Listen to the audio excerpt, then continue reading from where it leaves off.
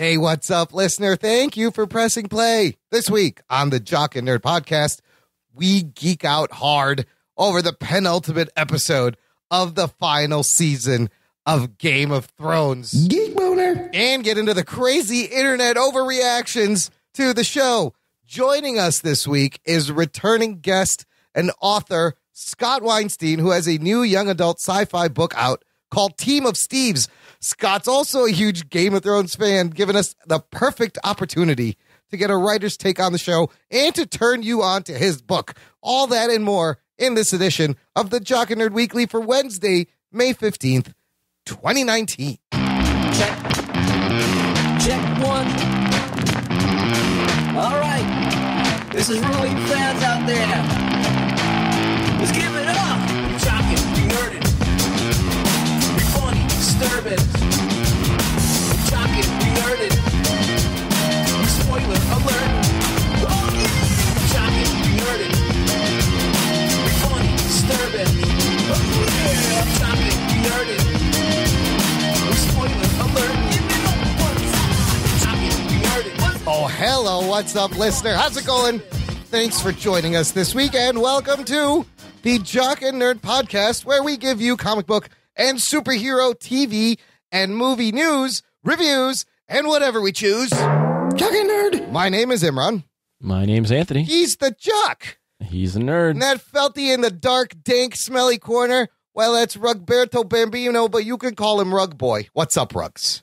Would you believe I finished my beer already? Oh, God, Rugs. You haven't even started the show yet, and I'm already fucking one beer down. Don't you usually go liquor, though? Neat. Yeah, today's a beer day. Okay. He's pre-gaming hard. No bourbon. This is a stout kind of day. Rugs is pre-gaming hard. Because it's Game of Thrones. Yes. It's more of a hearty thing. A mead. You need a mead Yes. or an ale. Also joining us, very special returning guest. He is a producer on Weekend Update on Saturday Night Live. Been there for over 20 years. Written a bunch of comics. He's got a new book out. And we went to art school together. It's Scott Weinstein. What's up, Scott? Hey guys, thanks for having me back. Welcome Scott? back. 3 years and 9 months later, we decided to have you back. Yeah, no, that's cool. I can deal with it. It's been that long? It's been a long Scott time. was Jesus on Christ. Shouldn't have left episode you. 33 that was released in August of 2015. Oh, More proof that Imran's a shit friend. Yes. I was Now, just going to say you that. know what? It's not surprising that I'm a shitty friend. Scott, I think what's more surprising is we're still fucking here doing this 4 years later. How that's about great. that? Wait, so what number are you on now? This is episode 274. Holy shit. So you're Yeah. just like 150, 60 odd episode difference. It's fine. Oh, Lord, how do you That's guys, a lot. how do you have time to do anything else? in the I week? have no idea how this show. It's on Well, autopilot. Scott, not only that, but we're doing this episode, and then we do bonus stuff for Patreon, and I do my own show. There's two. We do Wow. more now. Yes. Oh, come on. Stop sucking your own dick. I mean, it's long enough. I mean, this guy works at Saturday Night Live. He has to, he sees, this fucking massive fucking train ride has to happen. We just sit down and talk. Yeah, we just record really. some bullshit. See, no, but Saturday Night Live is like autopilot at this point, right? Oh, yeah, it happens almost by itself now. You guys have a little cottage industry going. This is good. We're growing our brand. We got a nice, strong community. What was the site? Shit, there was a site a couple of years ago that they started that. They actually started their own convention. Oh, crap. And it's all done now. Oh, Exotica. No, it was Awesome Con or something like that. Oh, was it like a podcasting con?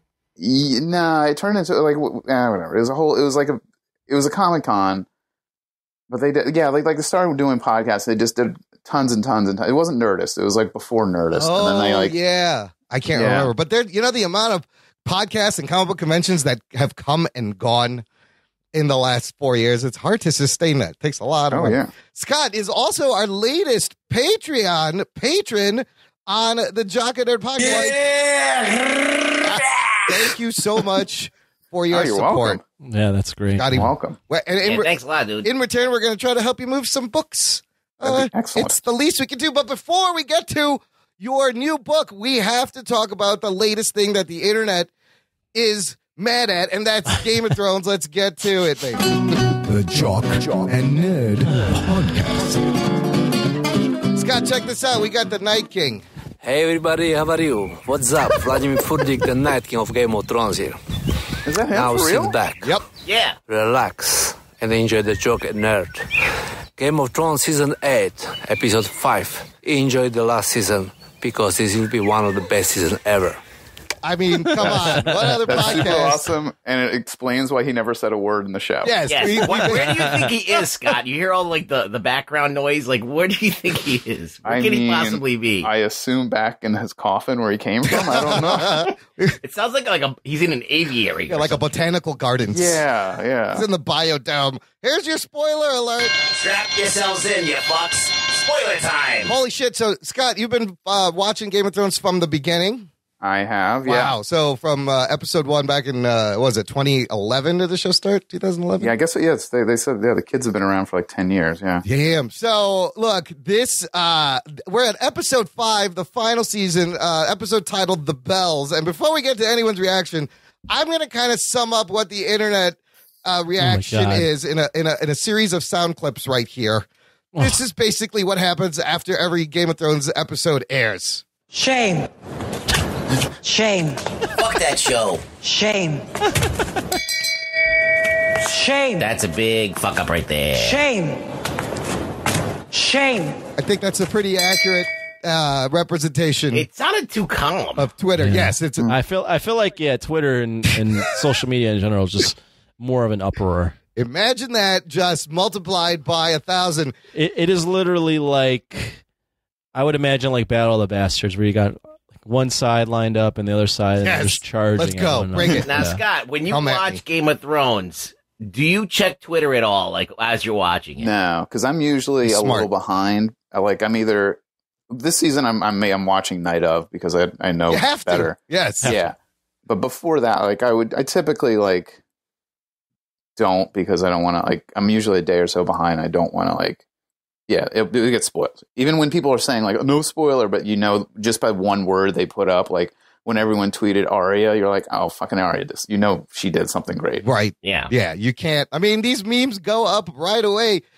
Here's the thing. As divisive as this season 8 is, The Bells broke a record for the most views of any Game of Thrones episode ever with 18.4 million viewers tuning in. Oh, shit. That's a new record for the Thrones. So they've had the highest ratings ever. They've got a Yeah. roller coaster of fan fucking reactions. I say let's just start with some biggest moments. Anthony, you said something interesting earlier today. There's kind of two ways to really talk about this episode right now. What are those two ways? There's exactly two ways. There's the reaction from the internet, which is like its own conversation just because of how wild it's been. Yes.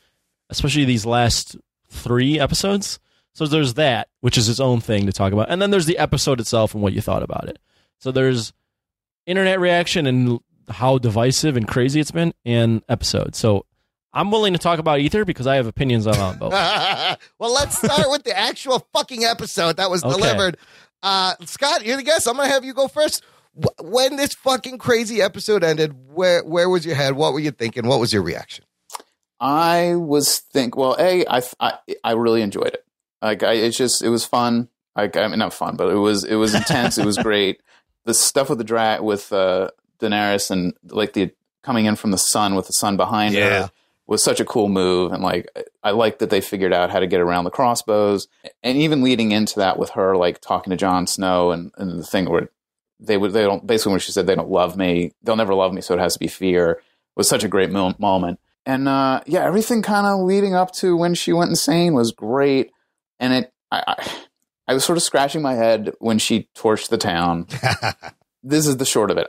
I think the way the past 2 seasons have been so decompressed and just boom, boom, boom, get to the point.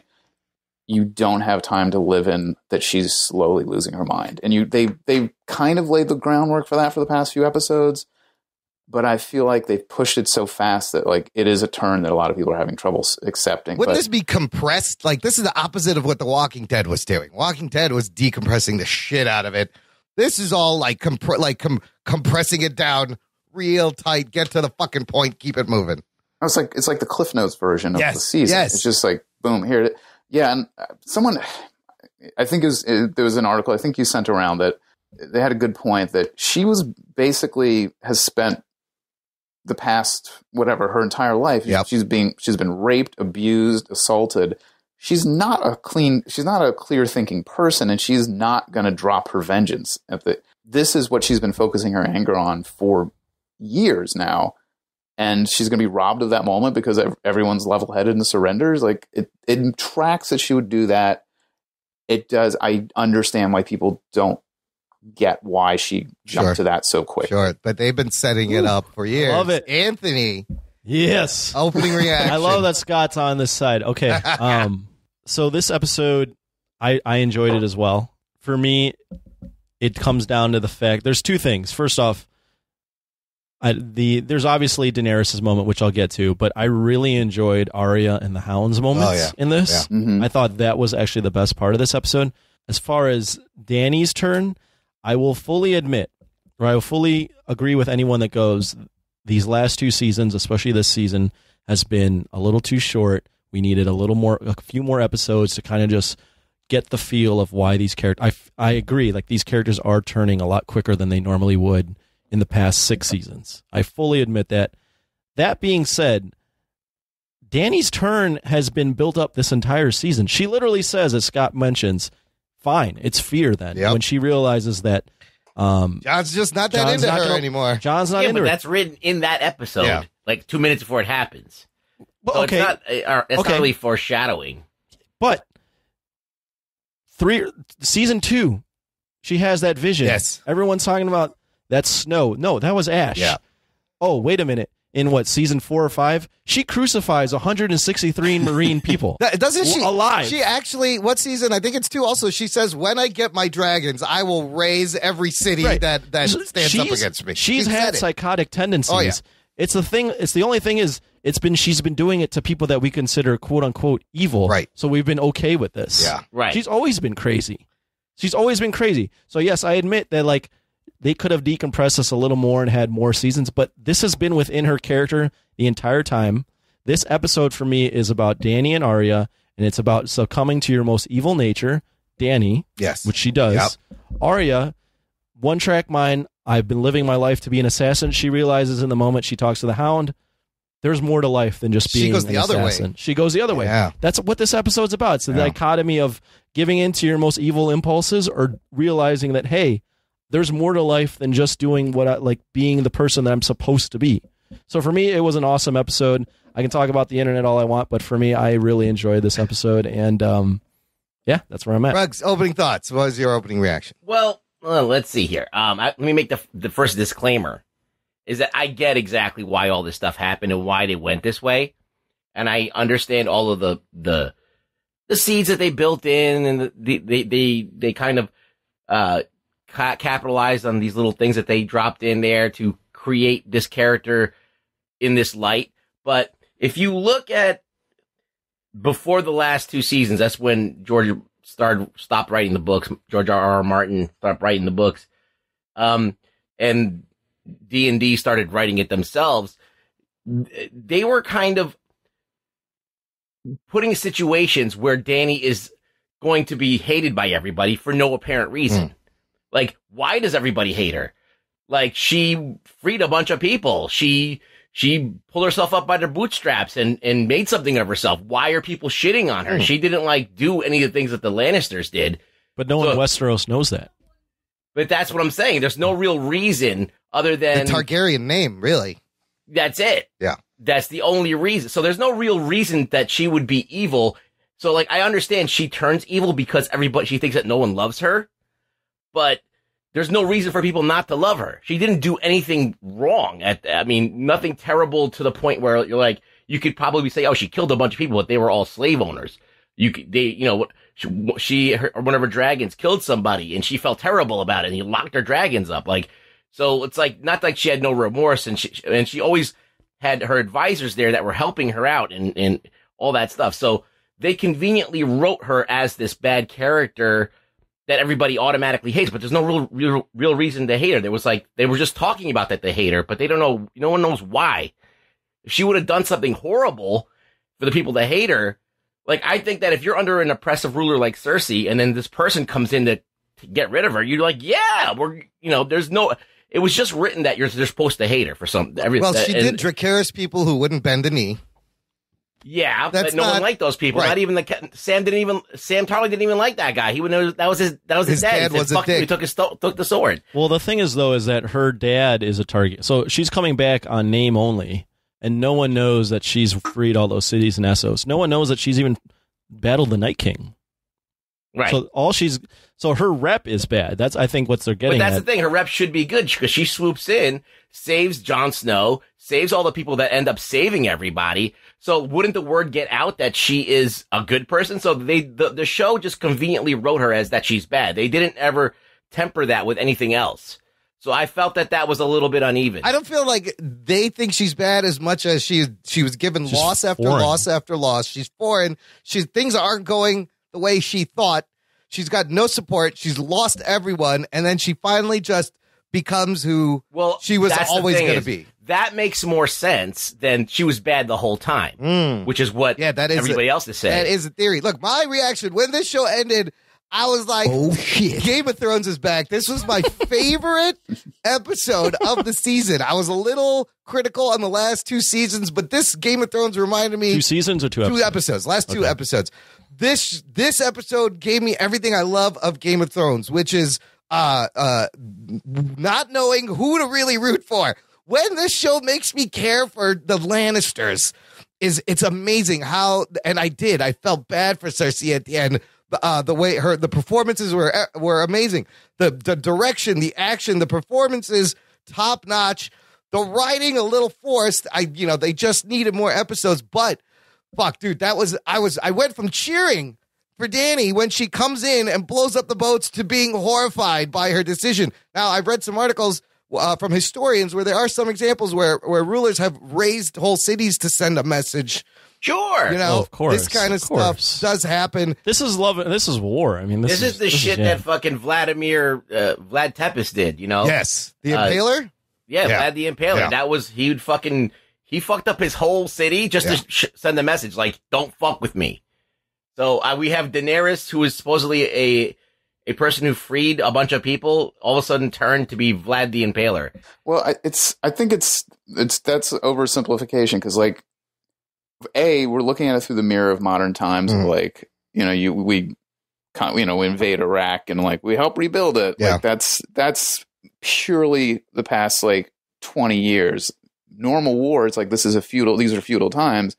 Normal wars they do raise everything. It is completely destroyed. And I don't think it's a good or bad thing. I think it's just that's how you conquer. It's very, you can't, winning the hearts and minds of people is a very 21st century idea. But you have to admit though that Vlad the Impaler is painted as an evil person, and then other people who have done the exact same thing are depicted as liberators. heroic. Yeah. It's the victors write history. Yeah. It's whoever. I mean, survives. it's written for this. To Rug's point, I'll agree. Dany's not a heroic person or heroine by this point. She is written. There's no redemption for this character. Yeah, there's no going back. The only redemption. I don't mean to get into predictions right away, but the only redemption for her is to realize at the end that she's not the right person and kill herself. That's not going to happen. Yeah, It's just not going to happen. Yeah. But that's the only way you could write this character into a position where the people that have named their kids Khaleesi can feel a little better. Oh, about okay. themselves. I mean, look. if you name your kid Daenerys, you're in deep shit right now. Have you heard that stuff? You Oh my god! dummies really should. funny. I got. But that's as bad. Killing women and children block by block systematically. And a Awful. surrendered army who had It's awful. surrendered. Wow. There's nothing. You can't come back from that. No. It's awful. No. That is the criticism I have of that action is why didn't she start with a red keep? I get that she would That's what I was She should thinking have went too. straight to Cersei. I was thinking because they wanted that moment of Cersei's death to be something, right? So what happens is that the writers want certain things to happen for their own, which is independent of what would actually happen. If Daenerys was actually there with her dragon and wants to take out Cersei and she's that's her plan, she's going for the Red Keep and she's going to take it down first. And then maybe after she's won, she's like, well, I haven't really won. So fuck this place. No one can have exactly. this. At the same Can time, I explain that real quick? Yeah. In my opinion, Yeah. it's not. You don't have to accept it. But she does say in this episode, she's pissed off because there's people that are following Cersei, and she's like, why haven't they rebelled? Yeah. So she has a little bit of an edge She's like, towards "Is the that people my of King's fault?" Landing. Yeah. Yeah, she's like, the people in Marine, when I got there, they rebelled right away. Yeah. Pete's people know I'm here, and they're still following Cersei. Yeah. So she's even got this mindset of, fuck these people. Yeah, but they wrote it like that. That wouldn't probably actually happen. Like if another liberator came into somebody that was going to liberate you from an oppressive thing that just rescued the entire world from zombies that was coming in. But the thing is, you keep thinking that everyone knows that no one knows that she rescued But the world from zombies. that would be Varys' job. That's but Varys' Varys job. doesn't believe in her. But no, you don't forget that nobody, even they brought a White Walker there and nobody believed them. Yeah, that's right. So like this is sort of this urban myth that's happening up north, that there are these zombies running around. Like, all right, you guys fight your little war. Nobody. I mean, that's the first time they saw a dragon. They've never seen a fucking dragon. The north has been written as this like Texas, basically. Like ass backwards. Yes. Like the north, like South north is north, like north is south. The north is like written as this place where no one they want to be their own fucking state. Yeah. So I feel like they're making it seem like the message doesn't travel because the north is its own place and no one believes that this war evidently even happened. boats can travel overnight. Well, look, to the fucking back and forth. Dragons can go back and forth. But I guess the message of the fact that there was a zombie horde that just laid waste to everything, nobody knows that. There's crows flying around with messages all over the place. Varys is sending out, don't like the Queen Daenerys. The distances But no, and like travel. that's a good, Don't think about that. Before we it's just continue, they wrote it that way because they wanted to. I want to let the listener know. Let us know what you think of this episode. Join our Facebook don't let us know. group, or don't, or just let us know your thoughts in general on the season. It's called the Jock and Nerd Nation. Find it on Facebook. It's where everybody hangs out. All of our awesome listeners. Closed, exclusive group just for you, listener. I gotta welcome all the friends of Lenny Romero, Tane Reese, and Michael Hooper. We added over 50 people to the group this week, so I'm not reading all their fucking names, but thanks for joining us. It's almost like 400 people in the group. This thing is out of control. It's a lot of fun, though. Good job. All right, look, let's break down some of the shit that happened from the beginning. Scott, did you catch, I didn't catch this initially, that Varys was trying to poison Dany right at the beginning? The beginning of what, the episode? Yes. Yeah, With the only little in the girl. only in the second time I watched it. I caught it. Yeah, the little girl who's like, she's not eating, and he's like, oh, okay, we'll try again later. He said, "We'll try again at supper." Yes. And so you think she's not eating because she's distressed, but She knows. there is a callback to the first season where Ned is talking to someone, and the guy's like, poison is a lady's weapon and also a eunuch's weapon. And then he names Wow. Varys. And then he goes, did Yeah. you know Varys is a eunuch? So he's trying to fucking kill her right away, and she... This is my problem with this season. My big problem with this season Yes. is the fucking volume. It's either the battle scene's super high or like they're sitting there whispering. yes. And like, I can't fucking crank it up. The kids are asleep. So like I got Captions, my friend. This is why I captions, watch that's what you got to do. with Yeah, captions yeah. everything. But no, that's great. That explains. Okay, that's interesting. So who is he writing to though? That's another great question. I think we'll get that revealed in the next episode that he got the message. So out. I think a bunch of Ravens went out to we don't know who knows. But I'm with Scott and probably a lot of the people. I thought he was just talking to his little birds about shit. I did not realize he was poisoning Daenerys. Yeah, that makes sense. But it does make that sense. makes sense for yes, Varys' yes, character. he's trying. Oh, and then does she figure that out? Is that why she I wants him think executed? she just doesn't trust anyone, but then No, Tyrion tells her yeah. that Okay. Varys is betrayed you and I betrayed Varys and Sansa betrayed me, and then just betrayal after betrayal. And for some reason, Daenerys has given Tyrion so many fucking chances. Yeah. You know, he's done so much shit. Every time he's like, one more thing you do, I'm a fucking Targaryen you. Yeah, but if she was a mad person, she would have already killed him. True. So like that's what I'm saying. It's like it's very unevenly written. Like this dude betrayed her, and now she's got to worry about being poisoned by Varys, and he's not dead. Like it she probably doesn't should make kill sense. Tyrion. Yeah, if she was the Mad Queen, or if she was planning on, I don't think she was planning on going crazy at that moment. She snapped. Yeah. Or that's the way I like to think about it. Because if it was planned, then it's even worse writing. No, it just happened. she she snapped. became free. Yeah. She became finally just. Well, I would say this, that every moment that Tyrion's had with her, he's failed. And yes, Yes. he probably should be dead. Yes. Yeah. But He fucked up in Marine. I use that as justification for her going, fucking hell, he told me to, like, stop this when the bells ring and fuck him. Yeah. Like, his plan sucks every fucking time. I'm going crazy You could on this see shit. in her Yeah. face that moment when, first of all, it was so tense when you start them hear people say, ring the bells, ring the bell. I'm like, fucking somebody ring the bell already. What are you waiting for? It took so long. I was like, ring the fucking bell. And then it's so wonderful how everyone kind of breathes a sigh of relief. And then you see Daenerys and you see it on her face. And she's like, you know what? This is where I was kicked out when I was a kid. This is where they killed my fucking dad. Everyone, you know what? Fuck it. Like, she makes the decision, and she's like, I'm sending a message. I'm putting my fucking dragon foot down. You can see it. I mean, amazing performance with her just by the looks, which is when Game of Thrones is the best. This is the thing that I don't understand, though. Okay. She has nothing but the dragon That's all she needed, and apparently. maybe Grey Worm. Yeah. And the Unsullied. That's all she had. And A little bit of Dothraki. She's still got Dothraki. Dothraki shouldn't even be alive. There's a bunch of them left, apparently. I don't know surprisingly. what. There's I don't know hundreds how. of Dothraki. Yes. Well, but they all were brought dead. 40,000 over. There could be 100 left. Okay. Whatever. I mean, they look like they sent all of the Dothraki into the thing, and they're still. I guess there's 100. Yeah, that's. I did think they were all. They feel like they said they were all dead. I but thought maybe so they weren't. too, yes. But Yeah. this is. I'm with it. Well, whatever. But the thing is, all right. So whatever. So and the Unsullied, which were all decimated too, seem to be. They're Oh, back. there's some more people. And they're back in huge numbers.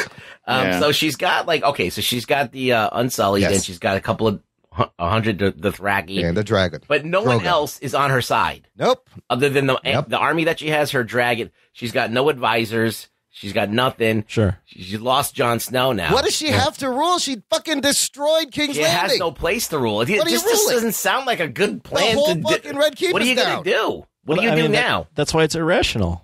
Everything about what she's doing is irrational. So she just burned it all to the ground, just self-immolation, basically. The fear.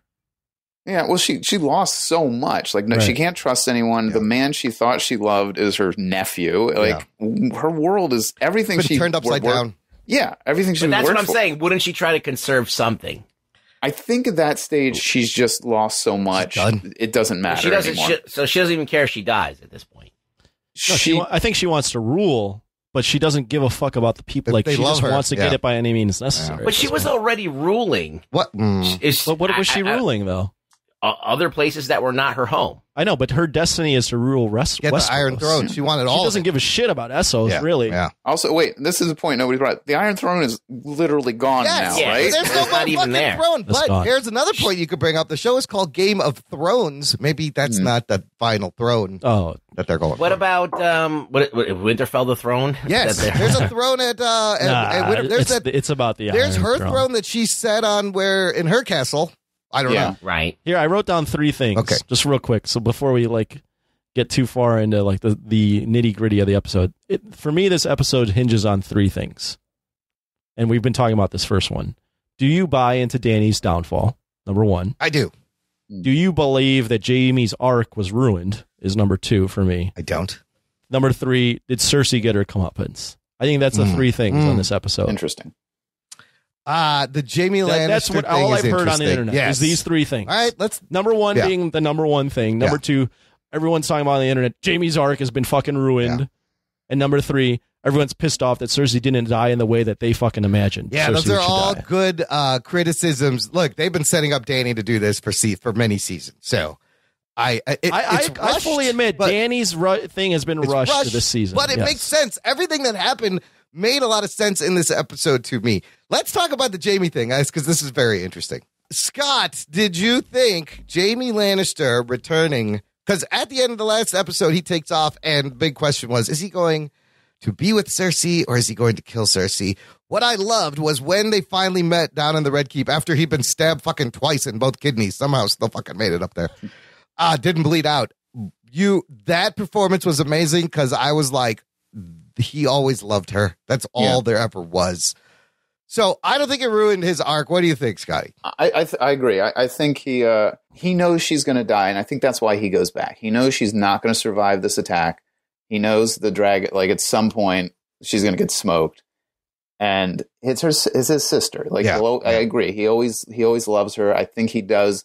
I don't think it ruins his redemption. I mean, whatever. This guy can't be redeemed, but like he does. He's seen the light at least, and if this attack wasn't happening, he would have stayed with Brynn, but he knows his sister's going to die. It's his sister Possibly. and baby mama. So Yeah, it's two maybe, big and things. possibly pregnant with his Yes. fourth kid. Yeah. And like, people wanted to see another fetus stabbed. We already saw that back in the Red Wedding. Jesus. We don't need Yeah. to see that again. No, there was no way that Jamie was going to kill his. No, he No, and I don't know why. That's why I Yeah. always thought it was going to be Arya with his face, but that never happened. Yeah. So Ruggs, what'd you think of the Jamie arc? Did you think that was earned and deserved?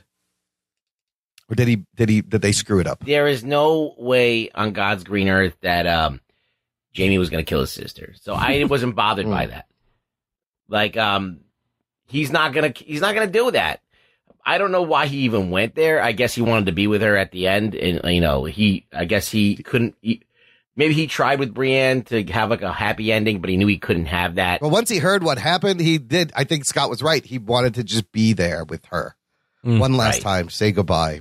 And So- it's a callback to the line where That doesn't disappoint me that much either. I feel like it was anticlimactic, but I think it was it's poignant.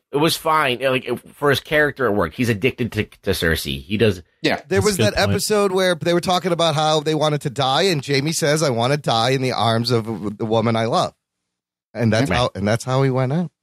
I think Brienne of Tarth is someone that he admires and aspires to be like. Yes, But yes. Cersei's the person that he That thoroughly is. loves. Yes, By the way, that when she crumbles is such a powerful scene. oh my God, her whole thing, from the false confidence to her being her denial to her accepting it, like she goes through all the stages of grief. That was an amazing performance Yeah. from Lena Headey, because you feel bad when she's like, I don't want to die, I want my baby, I want to live.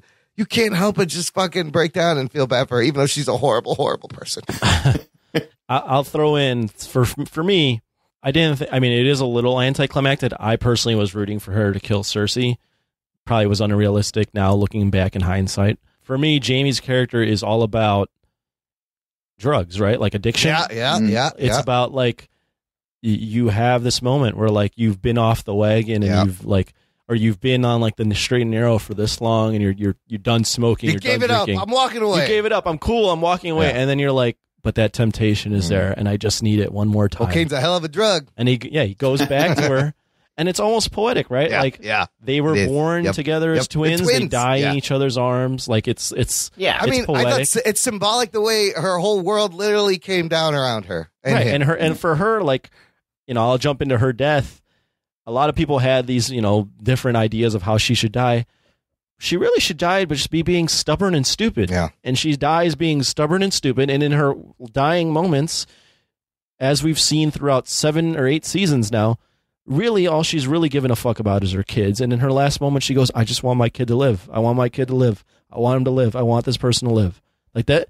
That's really at her core what she is. She just wanted her kids to be in a position where they can rule a better forever. world for her Right. children. So for me, it was a little anticlimactic, yes, but it's not like out of character for either Jamie to come back and go back to the person that is his drug, or for Cersei to die in like a crumble of stupidity because she's just so goddamn stubborn. It's more. Yeah, I mean, the motivations are there. We can all admit that, but it's not like just because the motivation is there doesn't mean it's going to be what pleases the people. No, No, like, so absolutely. that's- not. It definitely did not please It's anybody. more subverting expectations, because I felt like Benioff and Weiss. But I hate that whole idea of subverting expectations. That's like the new thing It that is. writers It really say when they do something that nobody likes, and they're like, "Well, I guess you're subverting the fact that you want me to like it too." What's that the is line, though? 100% a good point. Yeah. Well, what's the line? Is it like, when is subverting just subverting for the sake of subverting, and when is When it you do subverting? something better than anybody even guessed, not just something that nobody guessed. But where does this fall? I think that it's on the. I don't think it's quite better. I think it's just kind of like either a little dead even or a little bit less than expectation. Look, Scott's a writer. Scott, I think they felt like everyone wanted Cersei to suffer, and they didn't give us that on purpose. Yeah, I mean, I don't know. I guess I don't know what was George R.R. Martin's vision. I mean, I'm starting to wonder if that meeting he had with those guys Was he just fucking with him? Well, it's what they used to say about Lost, that like, we know what this thing's going to be, and everyone's like, we're so hungry for shows like that at the time. We're like, yeah, okay, they know what they're doing, and they didn't. They did it. And I'm kind of wondering if that meeting was a similar kind of bullshit where he just like, I think this maybe happens, but you guys do what you want to do. And I'm completely with you, Scott. I think George R.R. Martin has no fucking clue where he's going with this. No, and he was like, this is where I kind of want it to go, but I don't really know because I haven't written this down. So, yeah. This is what I think. I think the fact that it became a smash hit and then it became a show. Yeah. He's like, I don't care anymore. He's like, it's got a life of its own. They're going to end it anyway. Yeah. So, like, let me see what they do, and then I'll go from there. And I don't want to say they're Lindelofing this thing like Lost, because this show I is think way he's really better. waiting for this to close before he even writes He it. probably hasn't written a fucking word. no, I don't think. I mean, there's no way. Yeah, he hasn't finished the 6th book, and he added a 7th He's one. going to be dead before he finishes these goddamn books. No, it's. I think he gets lost as that thread that I sent you in Rug Boy. Yes. I think he gets lost in just writing these characters and seeing how they would react in certain situations. And I don't think he has an end in mind. I think he's just like, it's his life. I'm going to write this So out. I however love these people would act. This thread was great because it kind of explains what's going on in the show all these seasons. It's from Daniel Silvermint, who's a writer. And he goes, want to know why Game of Thrones feels so different now? I think I can explain without spoilers. Basically, he's saying it's about how people write, comparing plotters versus pantsers. Plotters being the writers that know where it ends, and they just have to get these characters, these certain checkpoints to get to the end. Pantsers being people who just let the characters kind of dictate what happens, go by the seat of their pants. Apparently, Martin is a huge pantser, and Benioff and Weiss are big plotters. So how do you reconcile these two ways of getting a story done? And Scott, which one are you? Who do you relate more to? I am a plotter. Okay. I have I to. don't think you can be in comedy and not be a plotter, right? Well, yeah. I mean, we have. You have to have the end, right? The punchline. Yeah. I mean, you got to know where you're headed with this stuff. I mean, as a producer, I have to know where we're headed to, and it's hard to get away from that. But I work better when I do an outline and I know generally where I'm going. Like in certain moments within scenes, I find stuff and discover stuff. Mm-hmm. But like going You need a from major structure.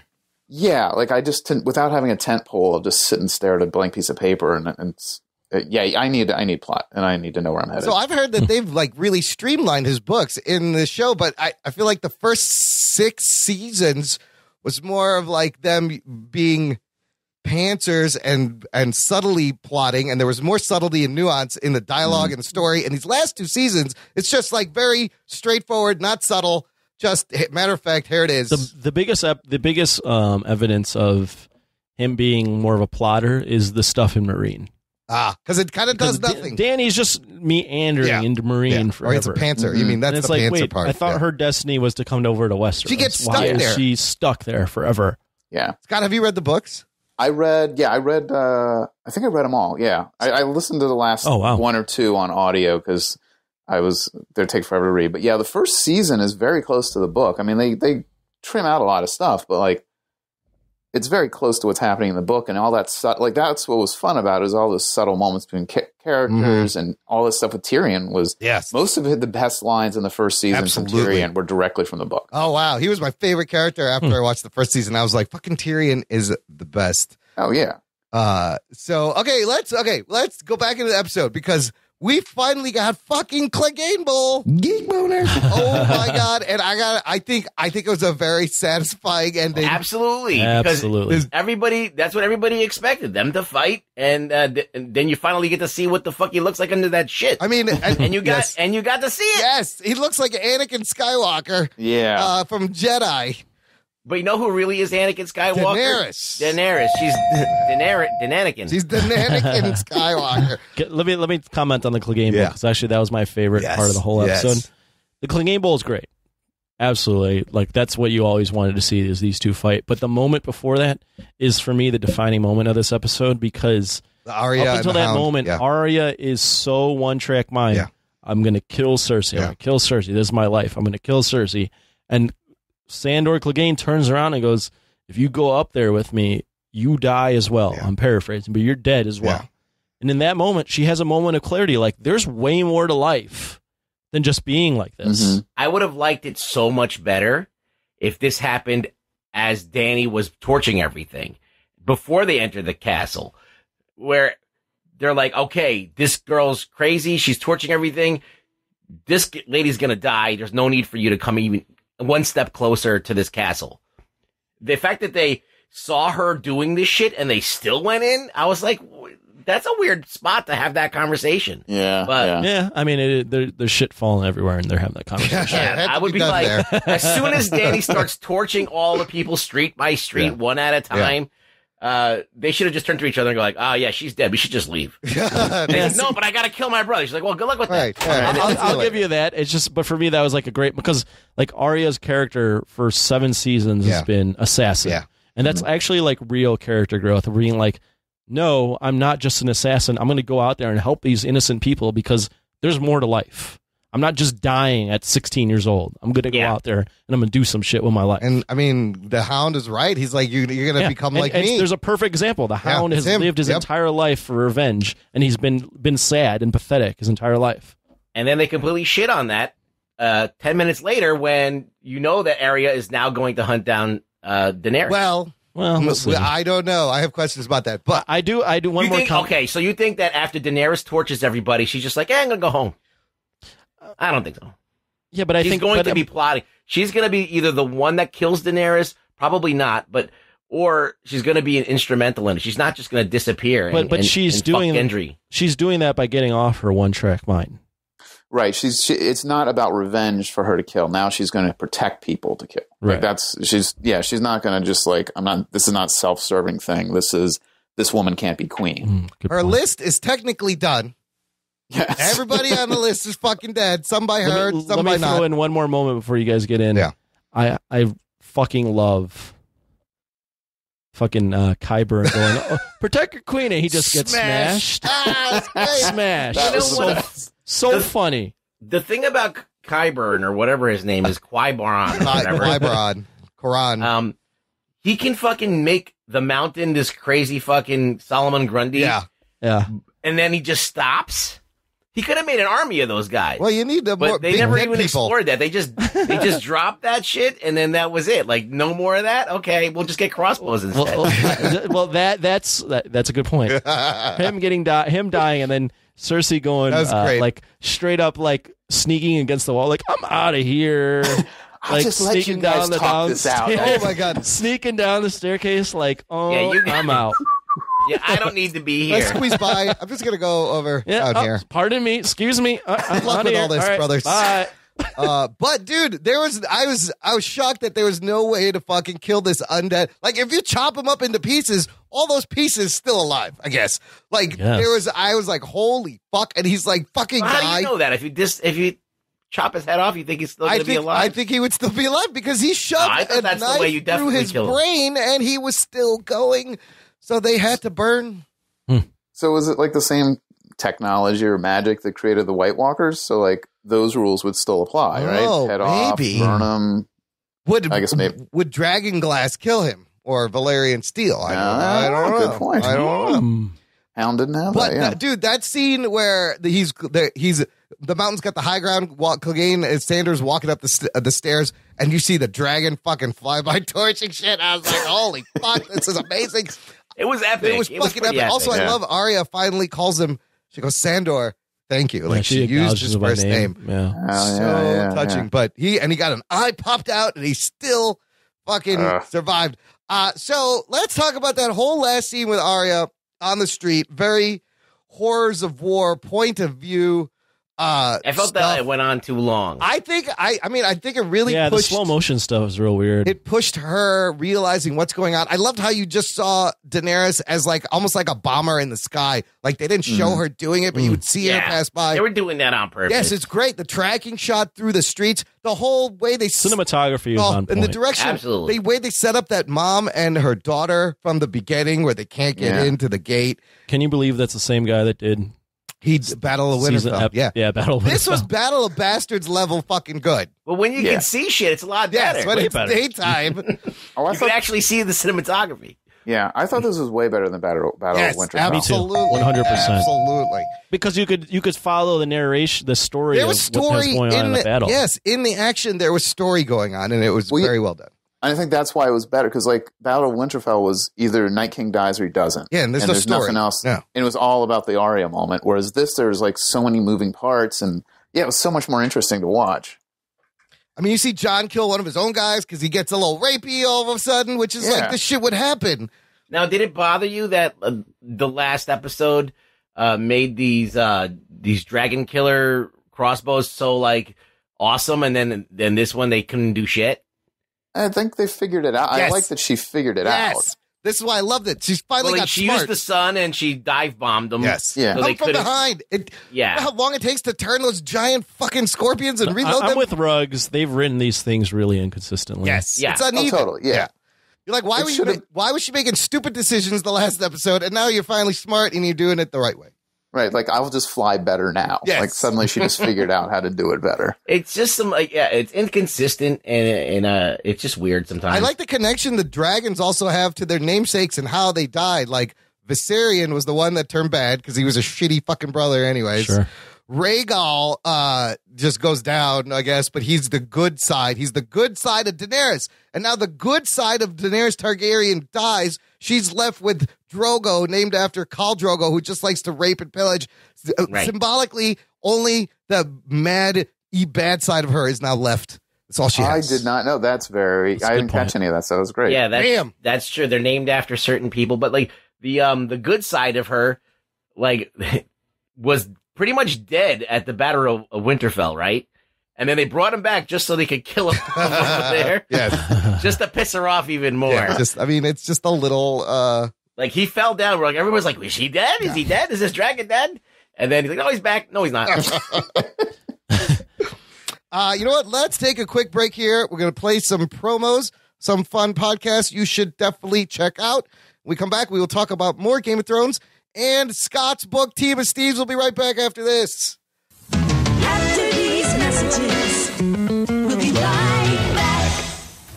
I'm Jason. I'm Jeff. And I'm Blake from the History of Bad Ideas. And we'll get back to your regularly scheduled program here in just a second, geek listeners. But we do a weekly podcast called The History of Bad Ideas. Yeah, well, we'll discuss things like television or movies or music or games or any other thing that falls into our geek-related podcast knowledge. You can find us on Geek Life Radio, Fridays, 10 a.m. Eastern, 9 a.m. Central, or Radio-Blitz, Saturday, 9 a.m. Eastern, 8 a.m. Central, or you can listen to us whenever the hell you want on iTunes and Stitcher. Check us out. Roger says goodbye. Goodbye. Hey guys, this is Venice, and I've got a message from a friend of mine about my favorite podcast. It's your boy, Flavor Flav in full effect. Check this out, everybody. I want y'all to go check out TJ. What's good, everybody? TJ Johnson here from Voice from the Underground. I am the most handsome. Big Hass. And I'm smoking my cigar, of course. You know what I'm saying? The Dutch. You pick me up in an Uber and a PT Cruiser, I'm calling Lyft. Cause they be fighting the power, talking about social issues, politics, you know what I'm saying? And we're not even that good. Right, we're terrible. Terrible. Tangents all over the place. And not only that, but they be keeping it fun with the sports, music, comics, and movies too. Am I allowed to talk? I think no, not right now. Shut up, colonizer! You know what I'm saying? He on Twitter at VFU Podcast. So you can find them. So check one, too. This is Flavor Flav. Yeah, boy. Okay, what Flav was trying to say is check out Voice from the Underground on your favorite podcast network. Voice from the Underground. And Listener, if you enjoy the show, if we made you chuckle, and you want to support the show, it's a great idea. Join our fan club. Visit jockandnerd.com/Patreon, and you can subscribe to Jock and Nerd Plus, our new premium service like Disney Plus. It's not called It's not called that. I'm trying to bank on the Disney Plus fucking hype. Wait till it comes out. I'll be pushing Doc and Nerd Plus. A lot cheaper. But what you do get when you donate and support the show is a bunch of stuff. Like Scott, you signed up. You're giving us $5 a month. I'm going to mail you some stickers. Awesome. And you will always, that's what you get. But everyone gets a bonus RSS feed. It is an exclusive Jock and Nerd podcast feed that has every show. The Jock and Nerd podcast spin-off show comes out early, and you get tons of bonus content. For this whole Game of Thrones season, we have been putting out instant reactions the night of when the show airs.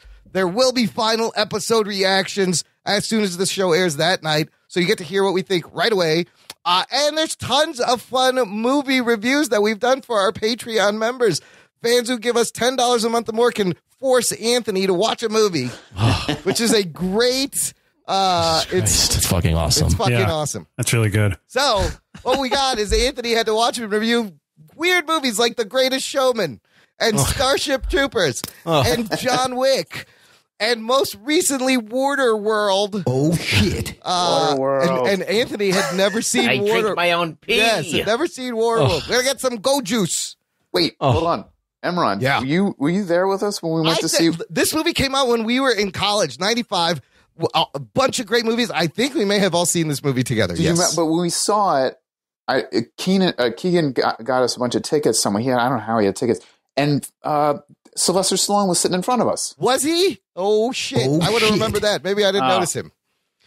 Someone said they were in the bathroom with him, but he definitely was sitting in front of us. Why would he go to a random screening of Waterworld? I don't know. He's like, I got to see Like, this let's see what shit. Kevin Costner's been up to. What a disaster. He's like, I could have been in this movie. Definitely It could could have been me. Why was it? Oh, why is it in the water? All right, so look, sign up, jockandnerd.com/Patreon. Let's finish up on Game of Thrones Season 8, Episode 5. Here's my question at the end. We were talking about Arya.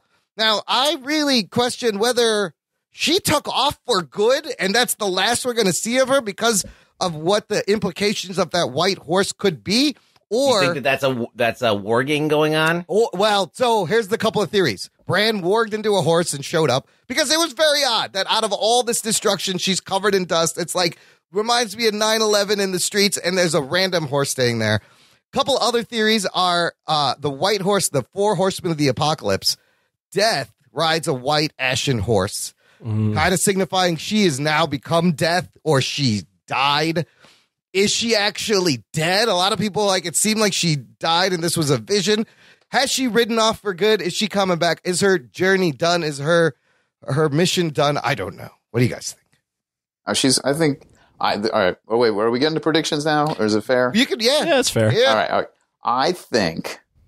I think she's realizes she's going to use her powers, for lack of a better word, for good. And she's realized she has to stop Daenerys. I think she will make an attempt to kill her. Whether or not I think she's going to disguise herself as the mother of the kid. I feel like they put so much time in showing that woman that she's going to put that map. They got burnt. Yeah, because she's dead now. She's going to put on the mask. Yes. And then my other theory is Bran is going to warg into the dragon. Is Bran going to do anything fucking useful ever again? That's the only thing useful he can do. Yes. And because you have to neutralize the dragon somehow. That's smart too. All right. I think that Daenerys needs to kill Jon Snow. Well, Arya's going to have to protect Jon from Daenerys. John's going to have to kill Daenerys. I don't know which way. Why is Jon such a bitch? The dragon's not going to kill Jon Snow because he's a Targaryen. Yes. I think what's going to happen is Arya is going to try to kill her. Something's going to happen. She won't succeed. Her life is threatened. And Jon Snow is going to realize, Daenerys is going to kill my sister. And he then has to kill her. I mean, at this point, he's got to fight Grey Worm. Yeah, or something like that. Yeah. Jon, I mean, this thing has come full circle. Jon is like Ned Stark now, and Dany is like her fucking crazy father now. Like, it's amazing how they have tied this all together. That is actually, it's very poetic because what Jaime did was he killed a Targaryen to prevent all of this. Yes. And at the end of the day, it's still a Targaryen burning King's Landing with an invading army of the Starks coming in. And you saw the caches of green wildfire from underneath where what Jaime stopped and what Cersei hid and what she used to blow up the Sept. I love that was seeing, awesome. the little green fucking explosions were amazing. For what it's worth, I think Arya is gonna have a hand in killing Dany somehow. Who does it? Yeah, I don't think she's gone. Which Stark doesn't make it out alive by the end? Is it Jon Snow's dead? Is it Jon? Think so? He's useless. Yeah. He kind of is useless until he steps up and does fucking something. I mean, unless he dies and then Sansa becomes queen, which is... there's the other... That's what I think's going to happen. Everyone at Winterfell is still safe. And let's not forget, you still have Yara Greyjoy. I don't know whose side she's on, but I would think she would be on Daenerys' side. Let me bring up one thing. You brought up Greyjoy. Yeah. I know there's not a question for this. Let's talk about this. Yes. Well, it's not a big thing we need to talk about because I don't feel like he's worth talking about all that much, but I am fully on the side now of Euron Greyjoy is a terrible character. He is the worst contrived plot armor He's a piece of horrible shit character they have. When he was fighting Jamie, I was going, oh my God. I was rolling my eyes. I'm like, this is not the moment anyone's asking Like for. how, What are we doing how, here? unnecessary how scene. convenient that he washes up there at that moment. He always shows up as a plot contrivance to nowhere. like get the plot moving forward. This motherfucker showed up out of nowhere and took the Greyjoy throne, and then he he's like, I'm never- just going to kill these fucking people. Well, my big problem with him is the big thing about Game of Thrones is everyone acts like a real human, sort he's of. one-dimensional. He never acts. No one talks like that in real life. No one would ever talk like the way he talks. Him going, oh, I killed the Kingslayer. But I kind of love... Like, this is not, like, fulfilling at all. I love What the are we line doing where here? he's like, Kingslayer, you want one more? He's like, you're not a king. He's like, I fucked the queen. And that was all it took. And Jamie's like, oh, fuck you, motherfucker. Nah, I'm off the boat. And then on he's Euron. like, I got you. I killed you. Oh, he was horrible. Terrible He's character. the worst. But I did love how the moment where she's knocking down the towers on the castle and it's falling right behind them while their fight is going on. Like, the imagery was amazing, but it was fucking control. And then he stabs Jamie twice, and Jamie still makes it all the way up into the Red Keep and all the way back to where it was blocked. Good. He shouldn't get killed, Jamie. That's stupid. That was bad. Also, Jamie should have chopped his head off. Like, you don't... That's what I thought he was going to do right there. I was like, it was perfect. It was against a rock. I was like, fucking take his head off now. Jamie should have killed him with like one sword swipe just to be like, this character sucks so bad that Jamie kills him with one arm. Oh, no, that line was, Euron says, I'm going to cut your head off and take it to Cersei so you can kiss her one last time. I was like, oh, shit. But that's not a real. No one talks like that. It's just a fucking burn. It's just a evil villain being maniacal. Yes. He's twirling his mustache. Yeah. And he washed up conveniently in that exact spot. Exactly. He's always in the exact spot that the plot needs him to be. Absolutely. It's fucking annoying, and he's just a piece of shit. Okay, look, well, before we get to more predictions, here are the deaths. We wanted major deaths. We've been getting up. We definitely got up this episode. Let's start with the least significant, the fucking Golden Company dude. It looks like Jamie. God. That guy went out. They were not very useful. Varys. I can't believe that he died. What? Varys.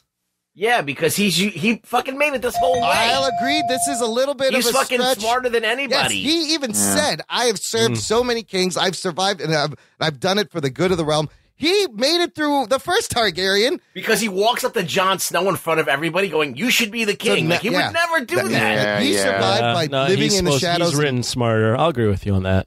He survived by keeping secrets, and then they just kind of threw that away, and he just... Yeah, Varys, like the past two episodes, that was horrible, right? He is definitely... He's like one of the smartest characters on the show. Him and Littlefinger are probably one of the smartest schemers on the show. Euron Greyjoy, we just talked, died. The Hound and Mountain, of course. Qyburn, and then Jamie and Cersei, the twins. Fun fact, this episode aired on Mother's Day. Cersei killed on Mother's Day. When Tywin died, he died on an episode that aired on Father's Day in 2014. Really? I think they do this shit on purpose because they're Very fucking interesting. They're fucking mean. very And let's not forget the death of, I think they said 1 million people lived in King's Landing. So I think she killed 1 million people and destroyed King's Landing completely. Well, we don't see she was doing a little pattern at some she's point. back and forth. She's going back and she forth. looked like I do when I'm mowing the lawn. Yes, like she's kind of like, I'm like, all right, Go back King's this Landing's way. pretty big. At some point, doesn't the dragon run out of juice? That's the other thing. The That's another dragons thing. are very also unevenly written. Yeah, Drogon is so powerful in this episode. No, he you didn't cannot have to be recharge. stopped. I kind of wanted her to draw a dick with fire at one point, but she didn't do that. Although I love this is what I love. The shots of Cersei in the tower. First when she's looking out, everything's calm. Then the next time you see her, there's like a little burn line at the end. Then the next time they cut to that shot, there's more burn lines coming in. And then by the end, just everything is torched around her from her point of view. I think she made it halfway, like Thanos. Yes. Mm-hmm.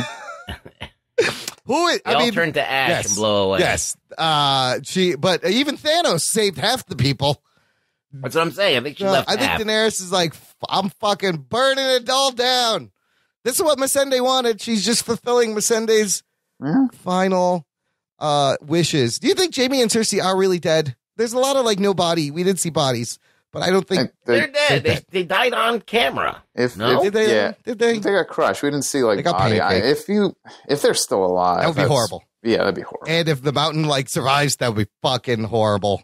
But here's where everyone is left. What sides are there? So we have everyone at Winterfell, which is the Starks. Sansa's there. That's Team Jon, the remaining Team Jon. Bran is over there. Hopefully he does something.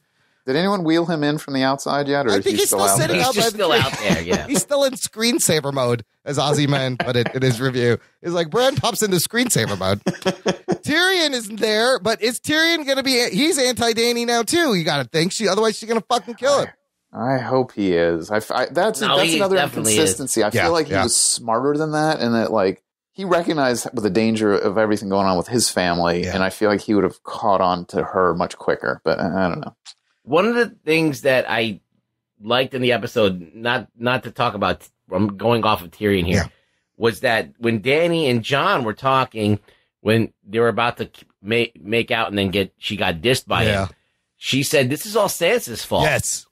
Because Sansa, like, we could have ruled and we could have had this thing happen. If she just keep her mouth shut. If she would have kept her mouth shut, and now all these people are turning on So her. is it Dany versus So is Sansa now? In Daenerys' mind, Sansa's responsible for all these people's deaths. I don't think she's going after Sansa. Well, I don't think for Sansa sure. wants the throne. She just wants to rule the North. She just wants to rule her people. Yeah, but she just hates that bitch. Yeah, Oh, yeah. there's a lot of anger there. She did from the moment she showed up, where she was like, For no Winterfell is reason. yours. They hate each other for no reason. That's the thing I hate. It's just like like if Sansa and her would have gotten into a fight over something real, like, you know, Cersei's legitimate, right? She's a legitimate enemy, right? So, whatever.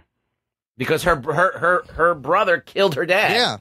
Yeah. Well, I mean, I agree. It's a little bit irrational, but Dany's father did burn her uncle alive. It's fucked up That family. did happen. It's fucking family. I mean, there's history there. Also on Team Jon is Brienne Tarth, who probably would have been really useful in this battle, but she was sad. Well, she's pining for She's a Jaime. little sad, and now but now I think that's another contrivance thing where like hold her back for this episode finale. Yep. And I wonder if there's another battle coming. So on Daenerys' side, like we said, she's got a dragon. She's got the Unsullied. She's got the Dothraki. A few Dothraki. Where do you guys... I brought this up before. I want to know. Yara Greyjoy, Queen of the Iron Islands. She's still up in the Iron Islands with a whole fleet. This is the only fleet left. Does she go against Dany now, seeing what she's done?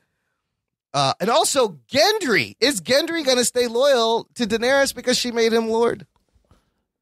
My first question is, why are you so obsessed with Yara? Because I need some closure on fucking Yara Greyjoy. You need closure on Yara? What is her arc? There's a whole thread out there with a bunch of ships. What's her arc? I don't know. Yeah, we got to see. Yeah, but then there's no reason for a sea battle, though. Like, No. Yeah. It should be all land-based at this point.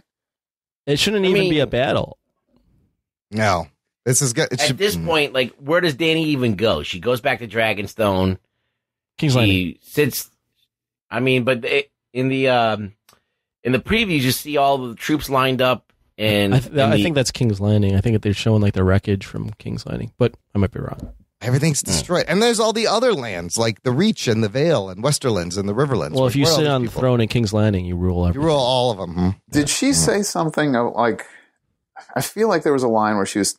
It's one of the most recent episodes where we're talking about she's got a throne at Dragonstone or whatever, and she said, but it doesn't count unless like the only real throne is the Iron Throne at King's Landing.